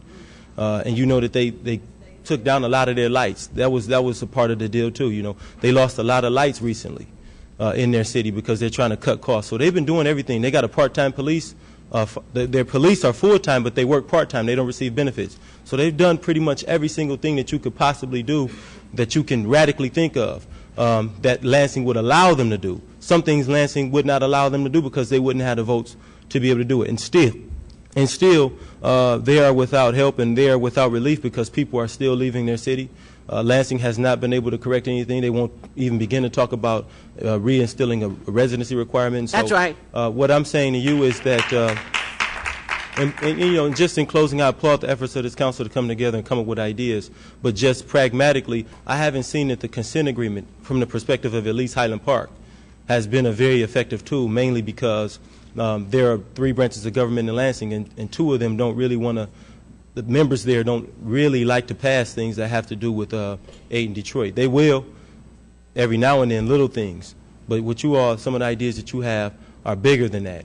And you know, there's no help on the way with respect to that. Go ahead. I will close on those comments right there, and thank you again. Thank you. Bless you. Thank you. Drive safe to Lansing.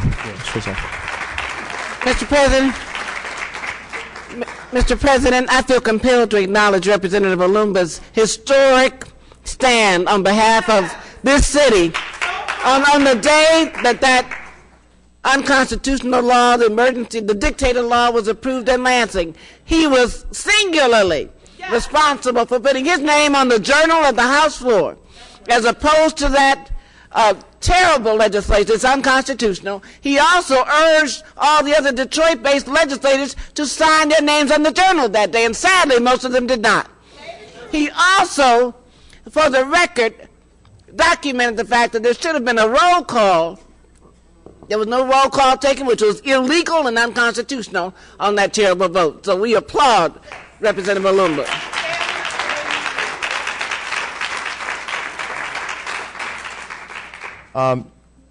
Thank you very much, Member Watson. Janetta, I can't read the last name, from the Police Lieutenants and Sergeants? Wynn. Oh, it's Wynn. That's a W. Is it Lieutenant Wynn or Sergeant Wynn?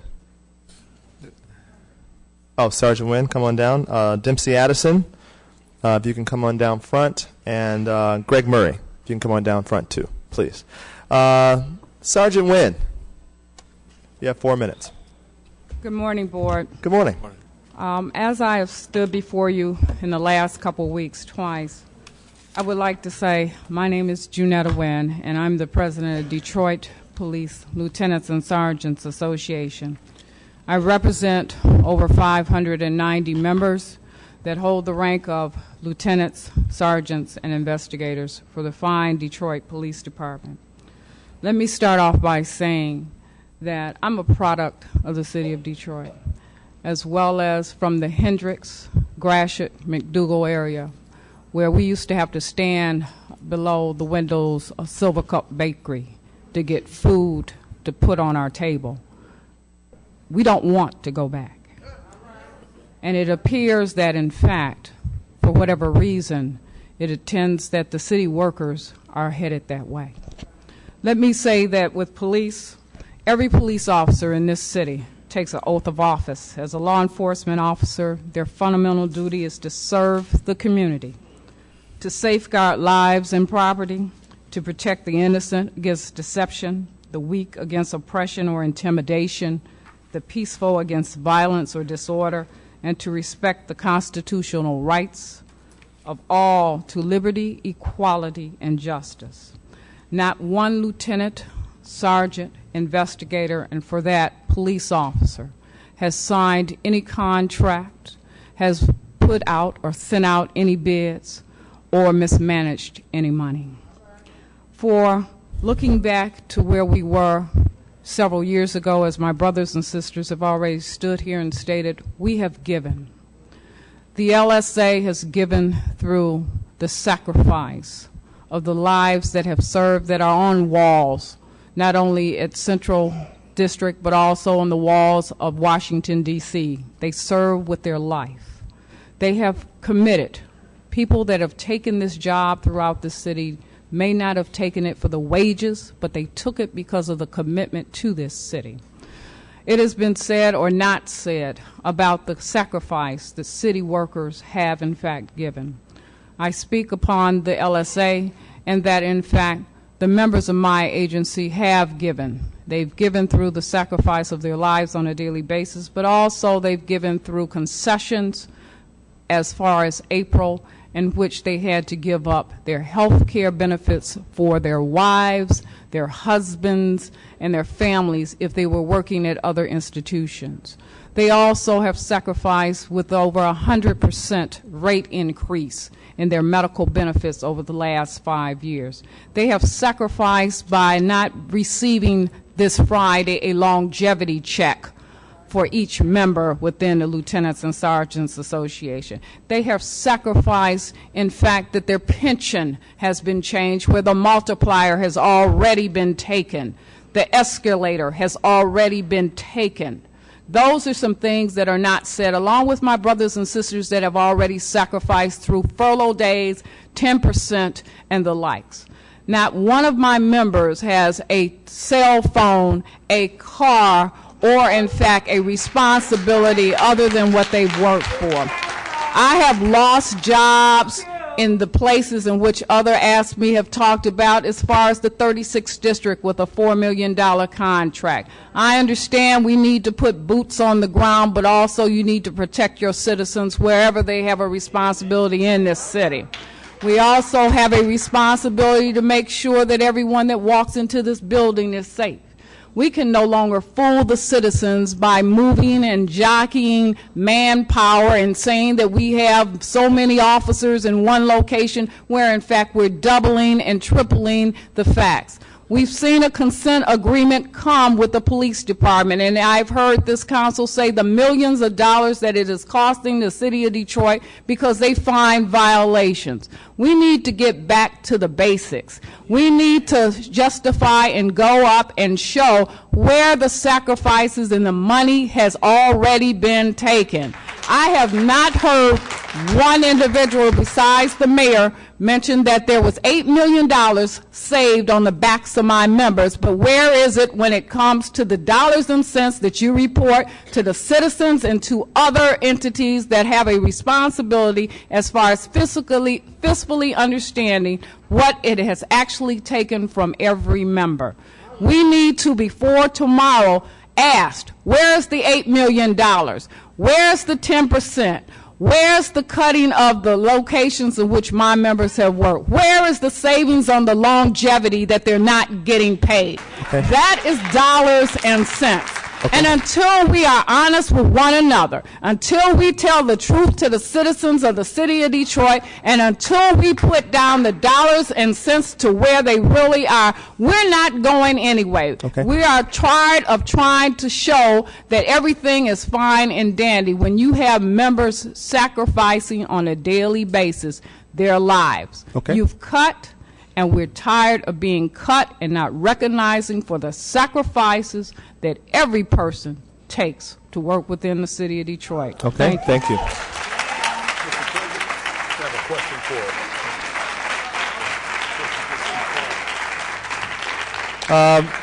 Sergeant Wynn, before you go too far, we have a question for you, but and also to respond to whoever said Charles Pugh, let me be very clear. My brother and his wife are both Detroit police sergeants, and they both make more money than me. All right? Thank you. Member Cockrell. Yeah. So I'm talking to you.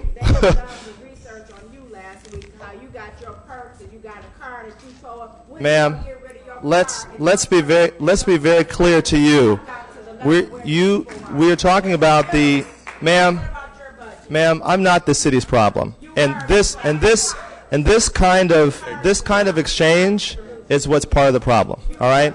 So you're out of order, ma'am. All right? Thank you. All right. So I'm just telling you that both of those Detroit police employees make more money than I do. Thank you. Yes, ma'am. Mr. President, I had a question. Yes, sir. My question is, when is the last time that the administration has met with your organization within the context of collective bargaining? When you say administration, I talk about Mr. Martinico or anybody from Labor Relations. Mr. Martinico from Labor Relations called us to his office approximately 2 weeks ago. I don't have my calendar here before you. Okay. And what was the substance of the discussion? Are you able The substance of it was the fact that I explained to him, Mr. Martinico, that we need to know where the dollars and cents are that you've taken. You've taken it within the last 6 months. Where is the dollars and cents to, in fact, the longevity that my members will not receive on Friday? Where's the dollars and cents to the money in which Blue Cross has not had to have to pay because of our concessions by means of TAs, what is a tentative agreement? Not everything was taken by arbitrator. So in fact, we did come to the table. We came to the table with the city saying that they need it. Now they're coming again wanting to take more. We want to know where was what was already taken. And my last question to you is, were you ever given a response to that question, either verbally or in writing? No, I have not. I have not been given a response to anything as far as where the money went that came off the backs. I have been told, well, you are a smaller union. Well, if we were such a smaller union that it didn't matter, give me back my longevity. I've made suggestions that, in fact, I've got a membership. Give us 20 and out, which means let my people go if they have 20 years. That is a cost saving, because if you allow people to retire with what they had, I'm not asking for any addition. Let them retire with what they have. You take them off the active roll. You don't have to pink slip that many folks, because no longer will you have to pay the additional unemployment. Let the people go.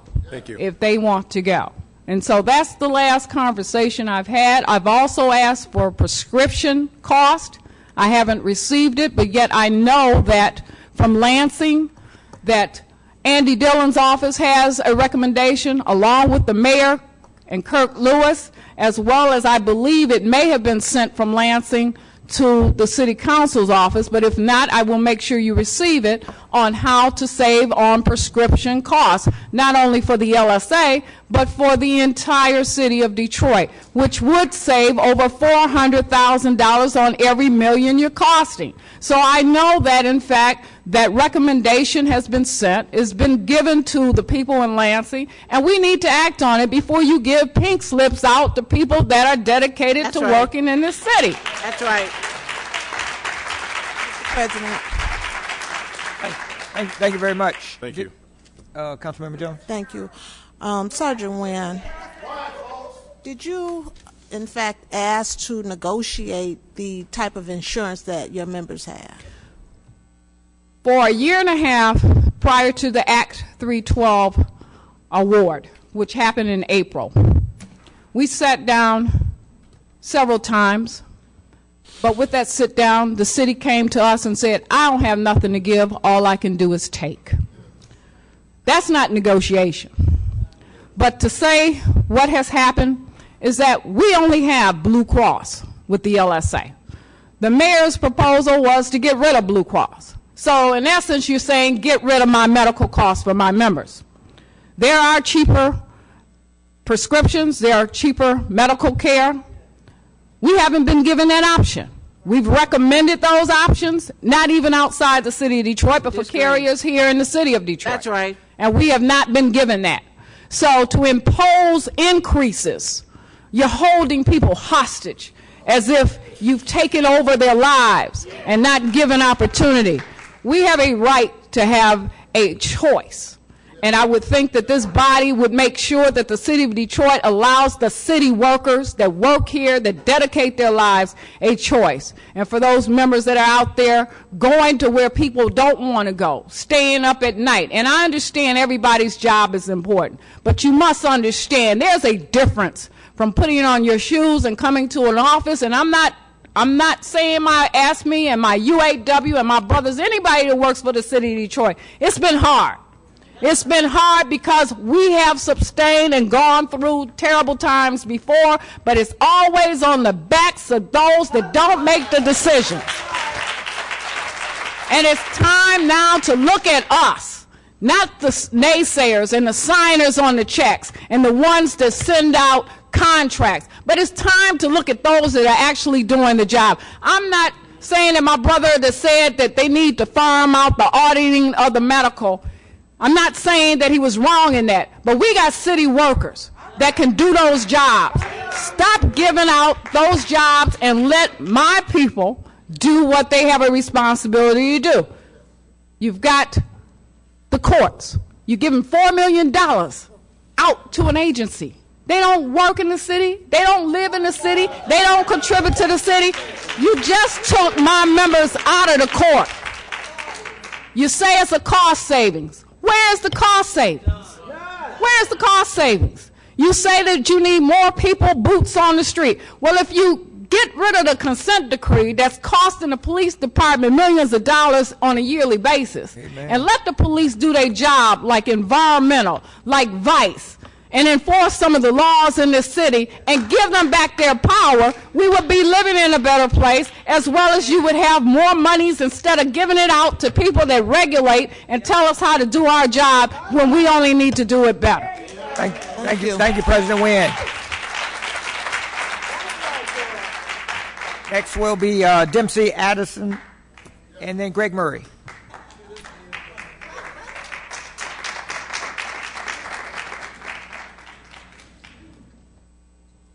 Good morning.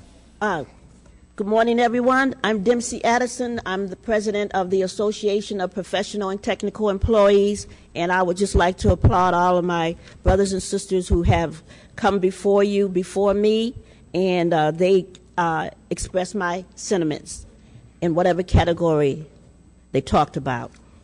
APTI did meet with other unions to come up with the suggestions on how to save money.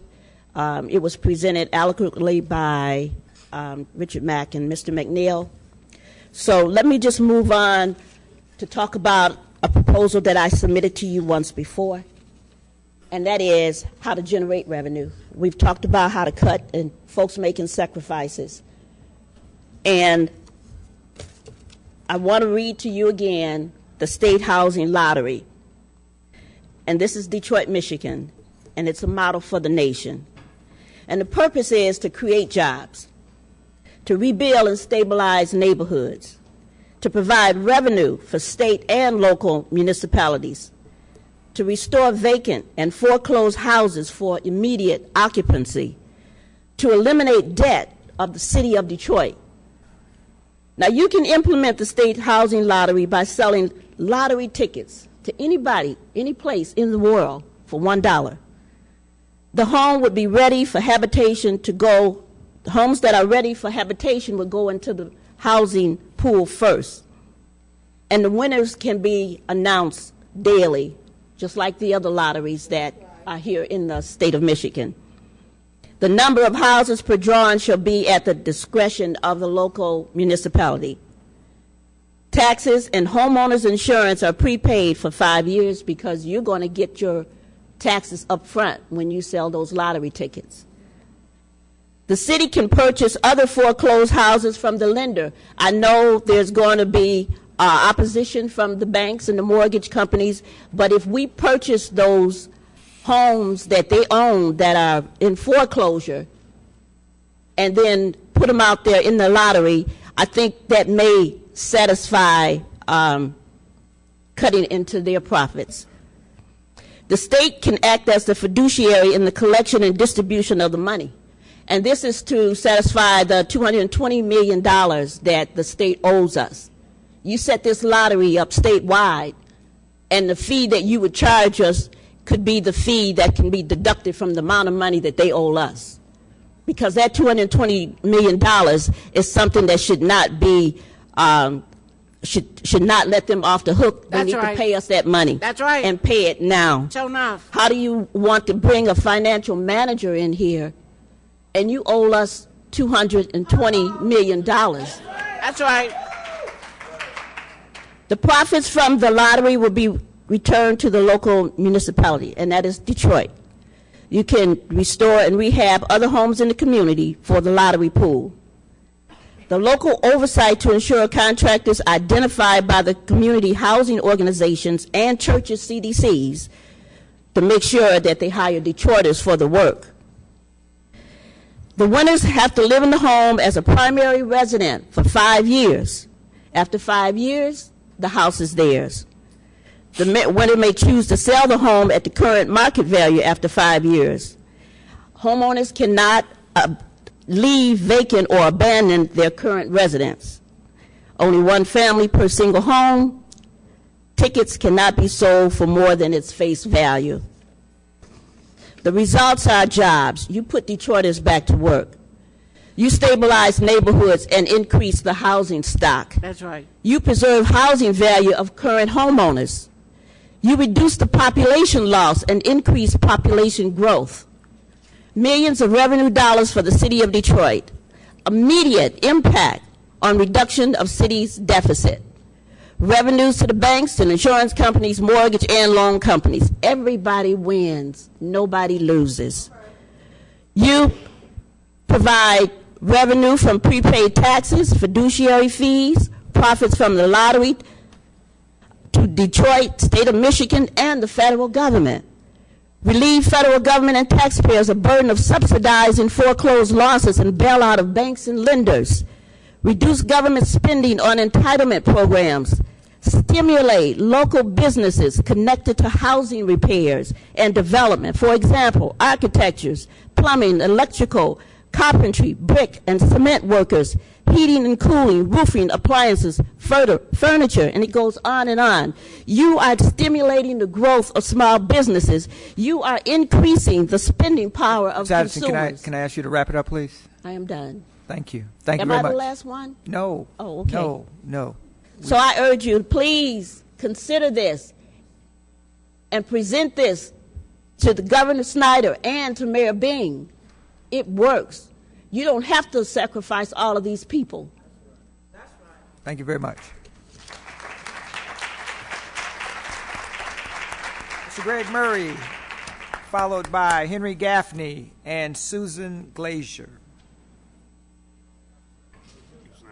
I briefly wanted to say, I can miss the document that we submitted to you was not merely put together by Michigan Ashby Council 25. Right. Dempsey Addison actually noted it was with the APTE, SAAA, and with the ATU. Hold on. It was a collaboration of unions working together. ATU supports ASME. We did that document. Okay. Okay. Thank you. All right. Did you want to speak, Mr. Gaffney? Did you? Okay. Thank you very much. Susan Glazier, followed by Michelle Weston. Good morning. Good morning, everybody. I think I changed my mind what I was going to talk about. I think that I am in awe of the gifts and the blessings that everybody in this audience has when they came to this hall. I love you guys. You know, and I stand with all of them, and SAAA supports labor in this city, period. And we support this city, and I live here, and I've lived here all my life, except for a brief moment when I was in Europe studying unions and the movement in Europe. Okay, now, what I'm thinking is what needs to be exposed is that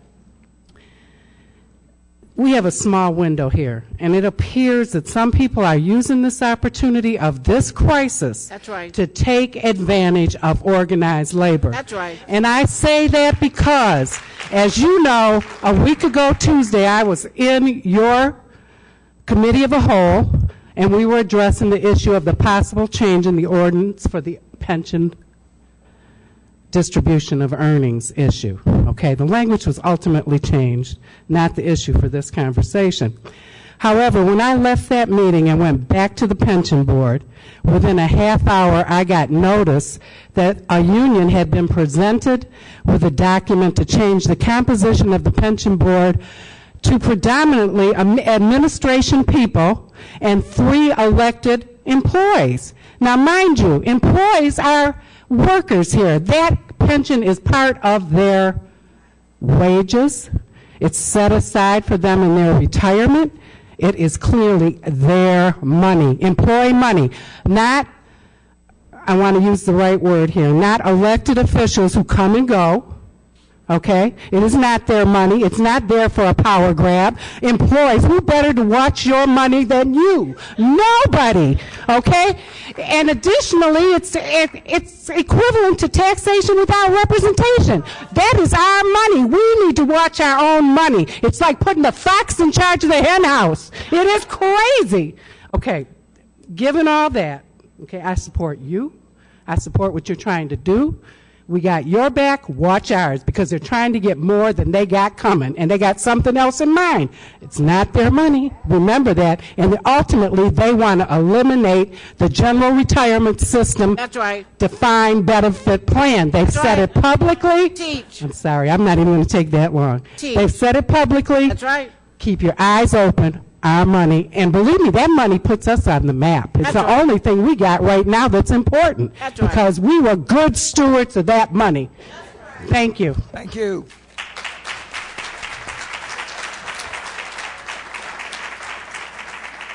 Michelle Weston, followed by Yolanda Langston and Nick Duncan. Good morning. Good morning. Thanks for allowing me to speak today. I'm an investigator in income tax. I'm just going to piggyback basically what everybody else said is already our thoughts. You had asked to collect a question about how much could we actually collect. I'll just give you an example. 1 week in November, I collected $80,000. That was without me going into the field. We had another field investigator who went in the field for 1 week. For 1 month, he collected $100,000. It's 16 of us. Have mercy. If we were all in the field, we could collect more than a couple of million. We probably can bring in $1 million per person per month. Because there are coming, Irv Corley was on a meeting last week. He's saying that we were okay with withholding. We don't agree with that. Yes, withholding is the higher number compared to individuals and corporations and partnership, but everybody who owns a business in the city of Detroit are not on our tax rolls. We have several lists of companies who are operating in the city of Detroit, and they are reporting nothing to us. Lord That's have where the mercy. aggressiveness needs to be. Not on raising the corporation, because everybody who files a corporation reports zeros. We're not getting any money there. We're probably getting about $7 million there. So by saying he's going to raise the corporation tax, we're not getting anything. They saying zero. The withholding number, yes, we're getting some. We're not getting all of it. We have companies that are paying their people under the table. We're not getting none of that. Employees have come to us and told us that they're taking their cash money from them, saying they reported to us. They have not turned any of that money in. The collection areas in income tax is bankruptcy, civil, and withholding. Right now, withholding is only 2 employees. None of them are in the field. In civil, I operate payment agreements, and I have now been put on the Muni project because Muni is out of state. The taxpayers cannot go to them. All that work has fallen back on income tax. That's all back on us, including we still have to wait on the taxpayers coming in, and we have to answer the telephones. Muni has done a sloppy job, very sloppy job with the bills. We have to correct that information. It takes time away from the people who are actually coming in. If it was done with our input, it could have been better handled and more efficiently. We could have moved on better efficiently and progressively. Also, we do have a lobbyist in Lance. I don't know who that particular person is. We have made several suggestions as far as individuals that's not reporting income tax. Lawyers that come to the courts here, they don't pay taxes. Athletes from different professional teams in other states, they are supposed to file a tax return when they play games here. News media, they are supposed to be, if they are here on the clock in the city of Detroit, you are supposed to be submitting a tax return. I'm talking about Channel 2, Channel 7, the individuals working for the radio stations. If they are here on the clock, they pay a tax return. If truck drivers are making deliveries here, they are supposed to file taxes. Their companies are supposed to be withholding. The ordinance says if you do business in the city of Detroit, you are to have a withholding account with us. Another cost savings measure, income tax has 35 people. Y'all have depleted us to the bare bones. Our investigators are doing work that accountants are supposed to be doing. We are specifically supposed to be doing collections. We have wasted so much of our energy on the actual tax return instead of collections. We are not getting what we are supposed to be doing. We have 35 people. We spread out on 2 floors. Why we can't be on 1 floor, we don't understand that because we have to pay rent for the 2 floors we are using. That money could be used somewhere else. That's right. It was an article about a month ago about the foreclosures about property tax. That's a serious problem. We have landlords who allow their properties to go into foreclosure so they can buy them back at $500 to avoid paying the property tax. That's the issue. That's the issue. That loophole needs to be closed, whatever it is. That needs to be taken care of immediately. We're getting ready to lose our lunch hour. We have made sacrifices. Y'all don't realize the lunch hour is gone. That means we have to pay babysitters. We have to make different arrangements for our kids. That's more money. That's more than a 10% cut. That's more money coming out of our pocket. Blue Cross, all of them are too expensive as far as I'm concerned. That's right. We need to share with DMC. U of M employees got their own health care. They go directly to U of M for their own care. That's exactly right. It's enough employees here in the city of Detroit where we can go directly to a hospital and get services. I'm not going to talk about pension because I don't want to give up mine. Gary Brown, you getting yours. We want ours too. We've been here for a long time, okay? Okay. And we don't want to get compared to the big 3 no more. Those people making $100,000. The current employees didn't have to make as many sacrifices as y'all asked from us. We want that to stop. My father is a big 3 employee. He still get his pension. He's still getting his. He didn't have to sacrifice his hourly wage. He's still getting it. Now they made adjustments to the new employees. We probably be open to that. Anybody who gets hired in, we can make some adjustments there. But we have been here. I've been here since 1994. I came straight out of high school and worked my way through college. I've been here. We've made plenty of sacrifices. Whether the contract's open or closed, we don't want any more money taken out of account. By the time y'all get taking money out of our check, we will be on the welfare line. The people that's on welfare doing better than us. We struggling. As it is now, we have families to feed just like y'all do. Y'all making big bucks. Big 3 making big bucks. Y'all keep saying everybody changed. Now the big 3 is booming. You heard the announcement yesterday. They're going to hire 190,000 people. Okay, that's over. The economy fluid again. So what's the excuse now? First it was the big 3 in the economy where everything is fluid again. What's the excuse now? Where is the sacrifice? They took our longevity. It's only 16 people of us. The purpose of us, we thought of them taking our longevity was to help save the city money, but the people who accepted the contract, they still get theirs. So where's the savings at? Where's the savings? Mr. Chair. Thank you very much. Got a question for you. Hey, Spivey. What is your name? Miss Wesley. You gave some very good suggestions. Some we knew, some we did not know. Like ASME, APTE, SAAA, ATU. Can you give us that stuff in writing, particularly the list where you said there are companies that you all know of that are not paying income tax for their employees. I'm not sure if you gave it to the administration or not, but I know I've never seen that list. Everything you said today, everything you said was wonderful. Can you put that in writing for us? I can put something in writing. I cannot divulge the company's names. I can't do that part because. Well, who can you give that to? That would have to go through somebody higher. I wouldn't. I Okay, couldn't do that. well, do this. We don't want to get you in trouble, but if you can let Mr. Corley or Mr. Whitaker know whom we need to find, we can get it. Council can get it. I think we can line item. Yeah, we can get that. But make the motion. I think we can. So I move we line item. What Ms. Wesley said, the list of those companies that are not paying.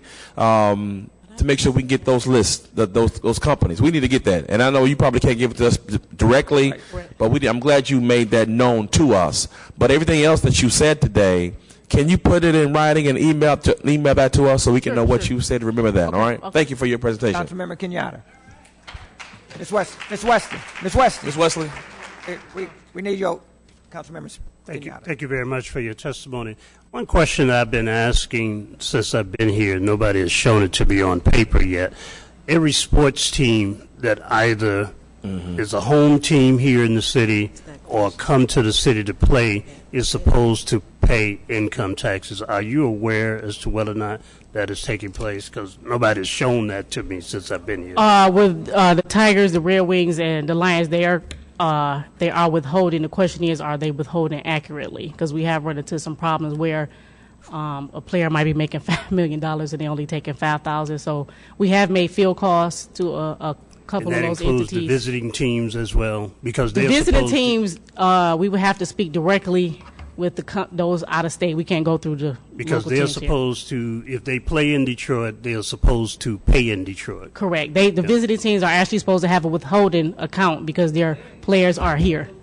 Clear. All right. Thank you. All right. One second. I think we had Councilmember Jones and then Councilmember Watson. I've already asked that question also, Member Kenyatta, of managers and directors down in that department. But my question to you is, if a company, is there any way to know that if a company is actually doing withholdings and they're not actually paying withholdings to the city of Detroit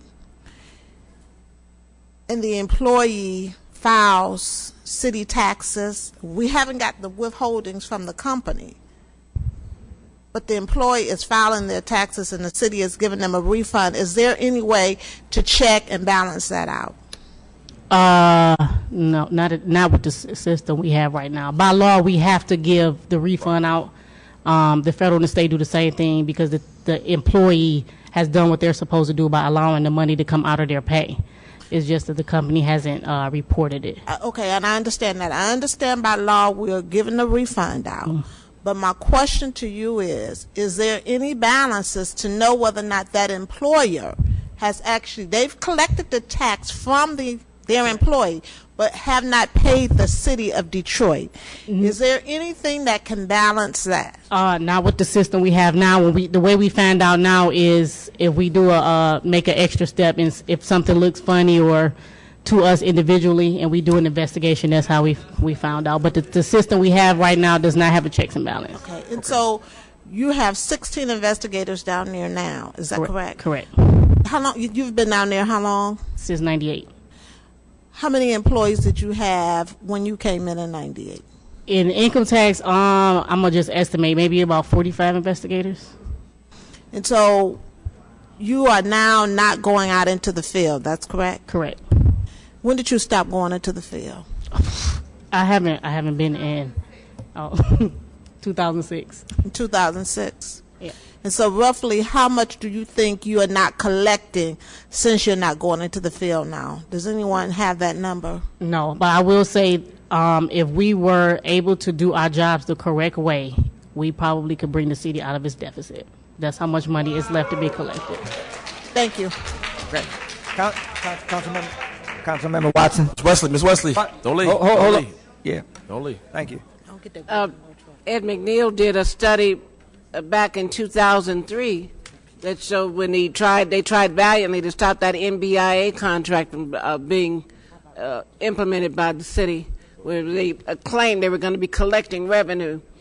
The city lost $300 million in collections for moving employees out of the way who used to do the collections, including the law department, Correct. and giving this contract to NBIA. Correct. So I saw that and had Mr. McNeil read it to council, stood in front when President Mahaffey was president of the council, and read that information, and I memorized it. It was $300 million the city gave away in collections from having a contractor come in.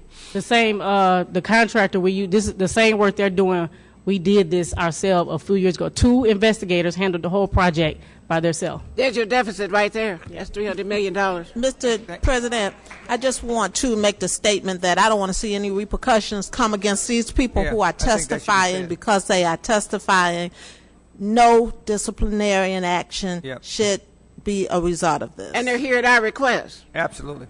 So next Don't we want had anybody cut. Next we had Yolanda Langston and then Nick Duncan.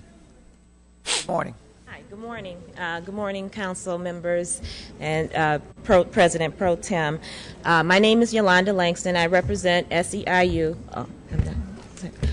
Service Employees International Union, Local 517M for the City of Detroit employees. Our union, our bargaining members are not the majority, obviously, but we are a small union, and this is through attrition through the years, layoffs, those types of things. Currently, we have 22 environmental inspectors. At one point in time, we had 100. At one point in time, through the budget cuts, we have dwindled down, as you all understand. However, we don't see the need for 6 supervisors over 22 employees. The mayor had implemented or initiated the Detroit Works project. He made mention in the media that he wanted to see the environmental enforcement officers out there more visible. We have environmental specialists who was appointed or put over into our department when we came back to Department of Public Works.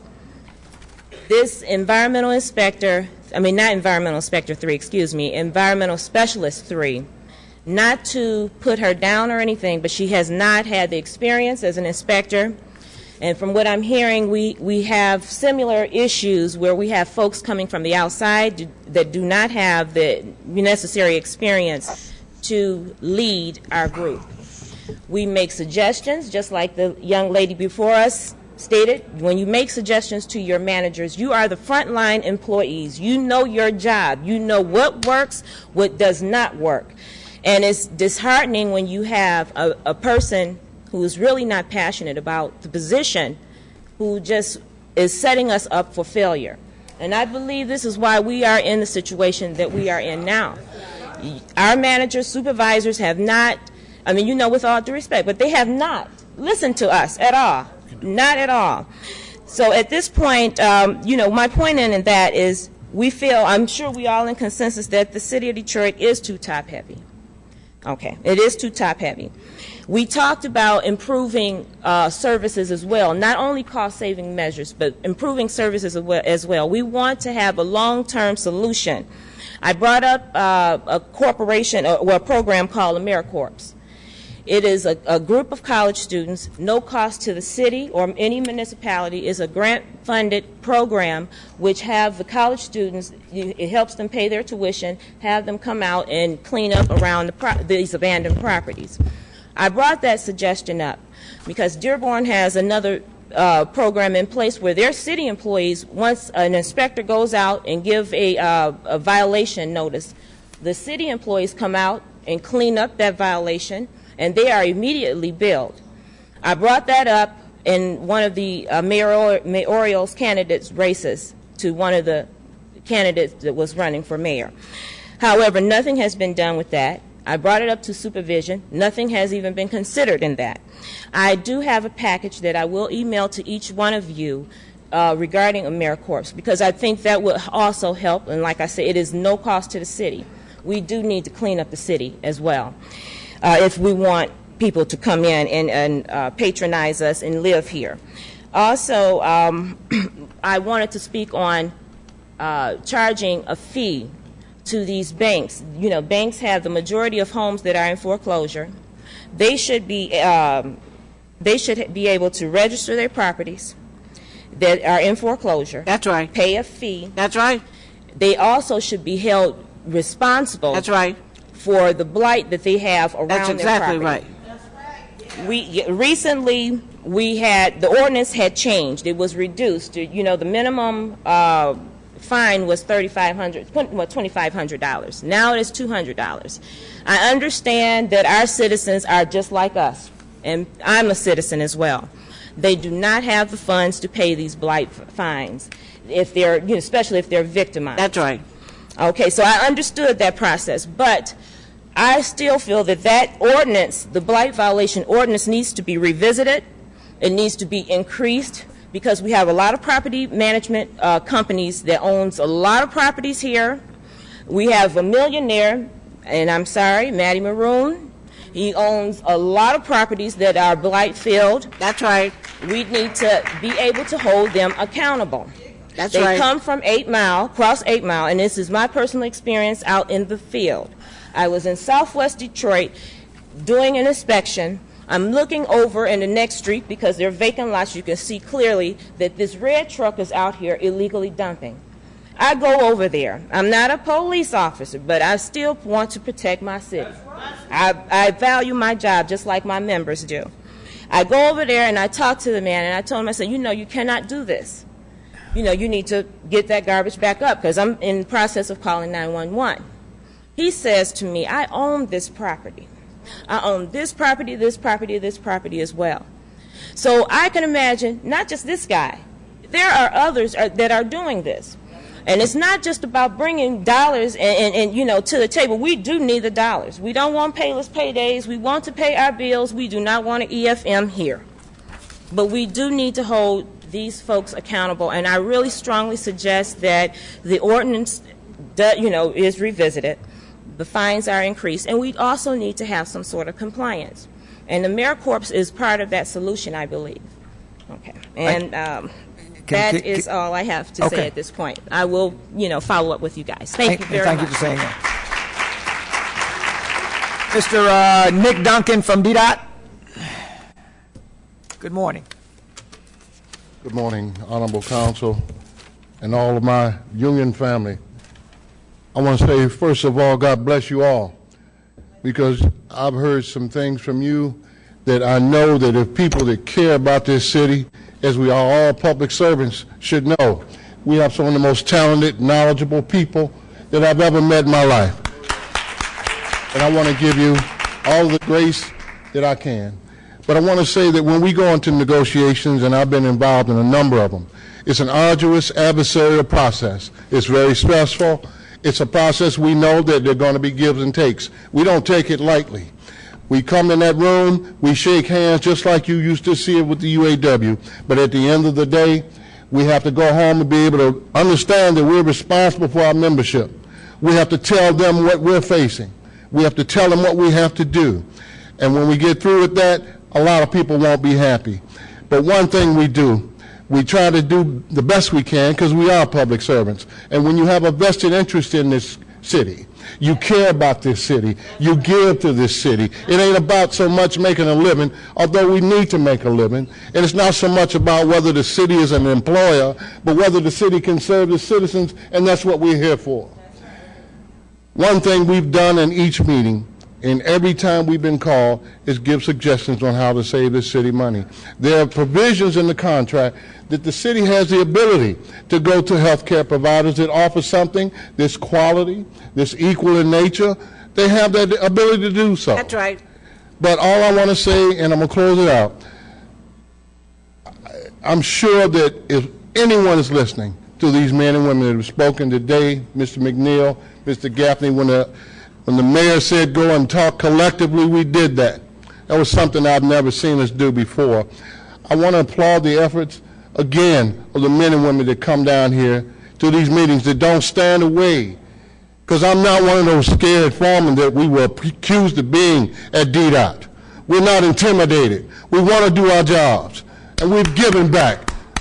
We just want to be heard. Thank you. Thank you. Thank you, Mr. Duncan. Thank you. That ends the public comment portion of the meeting. Let me thank everyone that came in and gave such thoughtful responses and suggestions. I mean, if we could implement them all today, we'd probably have $1 billion in surplus. But you know that we can't unilaterally just do that. Be that as it may, you know, I think it's this body's responsibility to create a plan. We've heard you loud and clear. There's no will by this body. I think I can safely say to request any emergency manager. The mayor said he's not going to request one. And so we've heard you loud and clear. And so, you know, I thank you for those suggestions. I look forward to incorporating a lot of them into the committee structure as well as the plan. And I'll open it up to my colleagues for final comments. You want to start on that end? Councilmember Jones? Thank you, Mr. President. First, I just want to indicate that the firefighters, Dan McNamara is not here. They are willing to do whatever it takes as cost savings as well. They also have plans, but Mr. McNamara indicated that they would be in court in Ann Arbor as one of the arsonists is getting sentenced today, and one of his members is paralyzed, and he is standing there side by side, and many of the firefighters are with his members, so that's why the firefighters are not here. I want to thank everyone who has come with all of their suggestions and their recommendations. I am not in agreement with an emergency financial manager, nor am I in agreement with a consent agreement. I do feel, as you members have indicated, there are a lot of means that we can save money. There's money that's out there that this city has not collected that we need to start collecting. And so if we do what we need to do, we can only cut so much, and we cannot cut ourselves out of a deficit, and to continue to cut is going to eventually hurt our citizens as our citizens are hurting now. So we need to find ways that we go out there and collect the money that's out in the city to help the deficit that we have now. Thank you. Thank you, Councilmember Spivey. Thank you to all of our union officials and members and citizens who came out. We thank you for coming. What I believe, very fruitful meeting. Some very wonderful suggestions that we're going to go back right now and do our own investigating and support. We have some very tough decisions to make at this table. That's why we're here. And I, too, am not one to go and ask the state to come in and take over the city of Detroit. This is our city. I believe we can do it. If the state wants the city to thrive, then come help us out. We can do it. I'm very pleased to see that, I met with ASPE Monday, some great suggestions they had, and they're ready to step up and talk to the mayor and talk to council. I'm looking forward to those fruitful meetings as well today and tomorrow. And so all those who are here, do not think we're not fighting for you. Some are out front, some are in behind, but we are all working hard to make sure we save our city. As many of you say, the city of your birth, city of my birth as well. And so this is not the end here, but the very beginning of saving the city of Detroit. And those of you who have additional suggestions, send them to us. If you didn't want to say them here, you didn't say them here, you get additional support items, bring them to us, send them to us. I'll receive them, we'll take them. And we have to do this thing together to make sure we save the great city of Detroit. Thank you, Mr. President. Thank you. Councilmember Kenyatta. Thank you very much. First of all, let me thank each and every one of you for being here. I want to thank you, those union leaders, members who took my call, those who came down during the holiday last week and met in my office. I want to thank you. I think we met pretty much with everyone. Mr. Mack sent some information. We talked over the telephone. DPOA didn't come down, but we did talk to them over the telephone. Thanks to Member Jones, EMS, Police and Fire, Mr. Murray and others. We've had the conversation. But as someone said, it has to go beyond the conversation. It has to go beyond the suggestions. I did have a meeting, excuse me, with the mayor this morning. So I know he's meeting with the unions this evening, and I as well implored him to listen closely and to look at the bottom line. And he indicated that he is not supportive of the 2,300 layoffs. I'm not supportive of the 2,300 layoffs. The media tend to say counsel this and counsel that, but until we take a vote, it is not counsel. It is discussion, it is proposal, and it is individual council members making suggestions and making speeches, but until we take a vote, there is no action of this council. A consent agreement is an agreement to allow the emergency manager in the house. That's right. That's right. I mean, the bottom line, I don't know anybody who can read the language and don't think that it's not allowing him in the house. He may not be in the front room, but he's in the bedroom waiting. And so the bottom line is that they're in the house.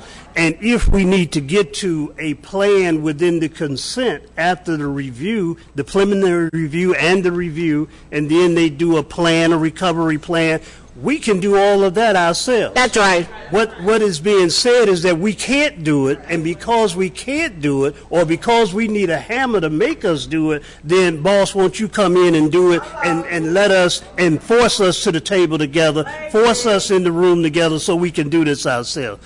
Everybody has said, people I met with last week, those of you who are here, indicate that you love this city. You have suggestions for this city, things that can be done. It is the bottom line number that we need to get to, not how many people you want to throw out in the streets and families you want to throw out in the street. And I'm not suggesting anybody want to do that, but when you put it on paper, whether you want to or not, you're suggesting it. And so the bottom line is that with the next 24 hours, the next 24 hours is crucial.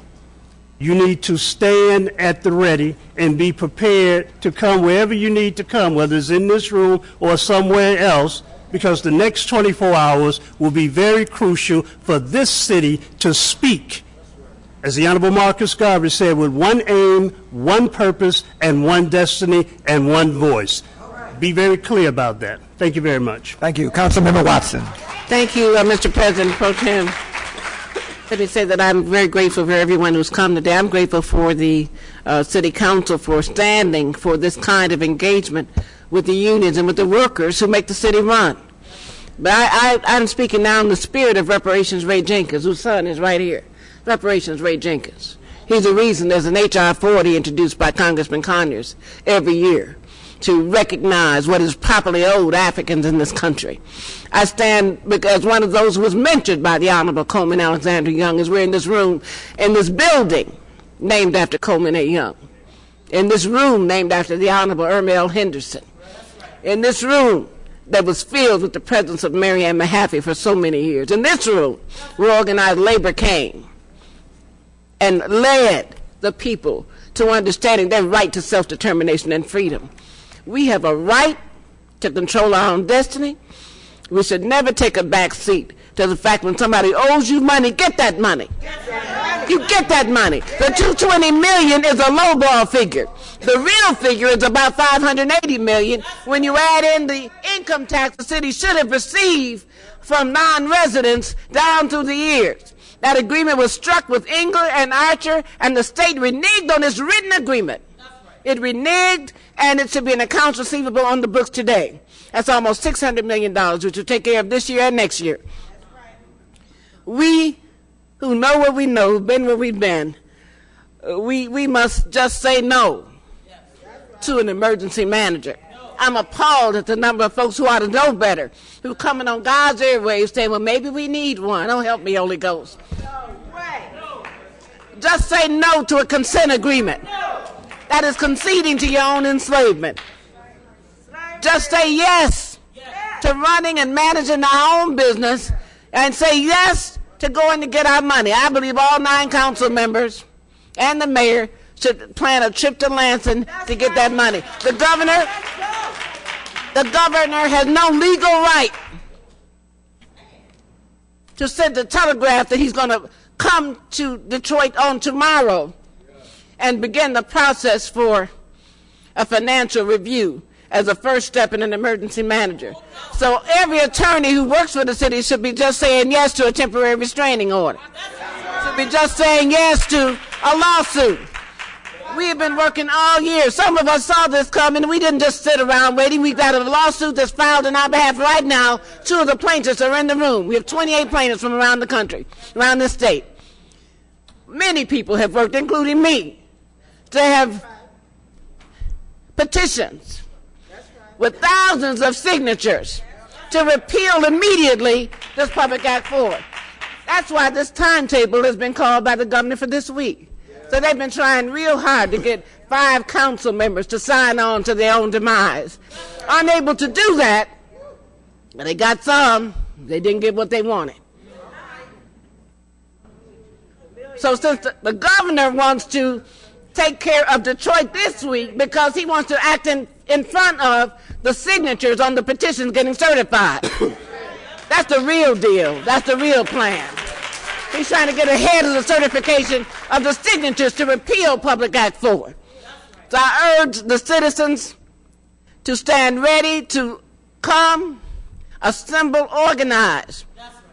I'm already meeting here. You know, some of us meet all the time, so we already planned a meeting for next Friday here at 4 o'clock with folks who are going to have a progressive convention. So there's no reason why we couldn't meet at 6 o'clock in Coleman A. Young Municipal Center to organize and plan how we stand on the shoulders of those who left us here in charge of these city treasures. No way in heaven are we going to let somebody come in here from Lansing and take our city. No way. No way. Thank you, Mr. President.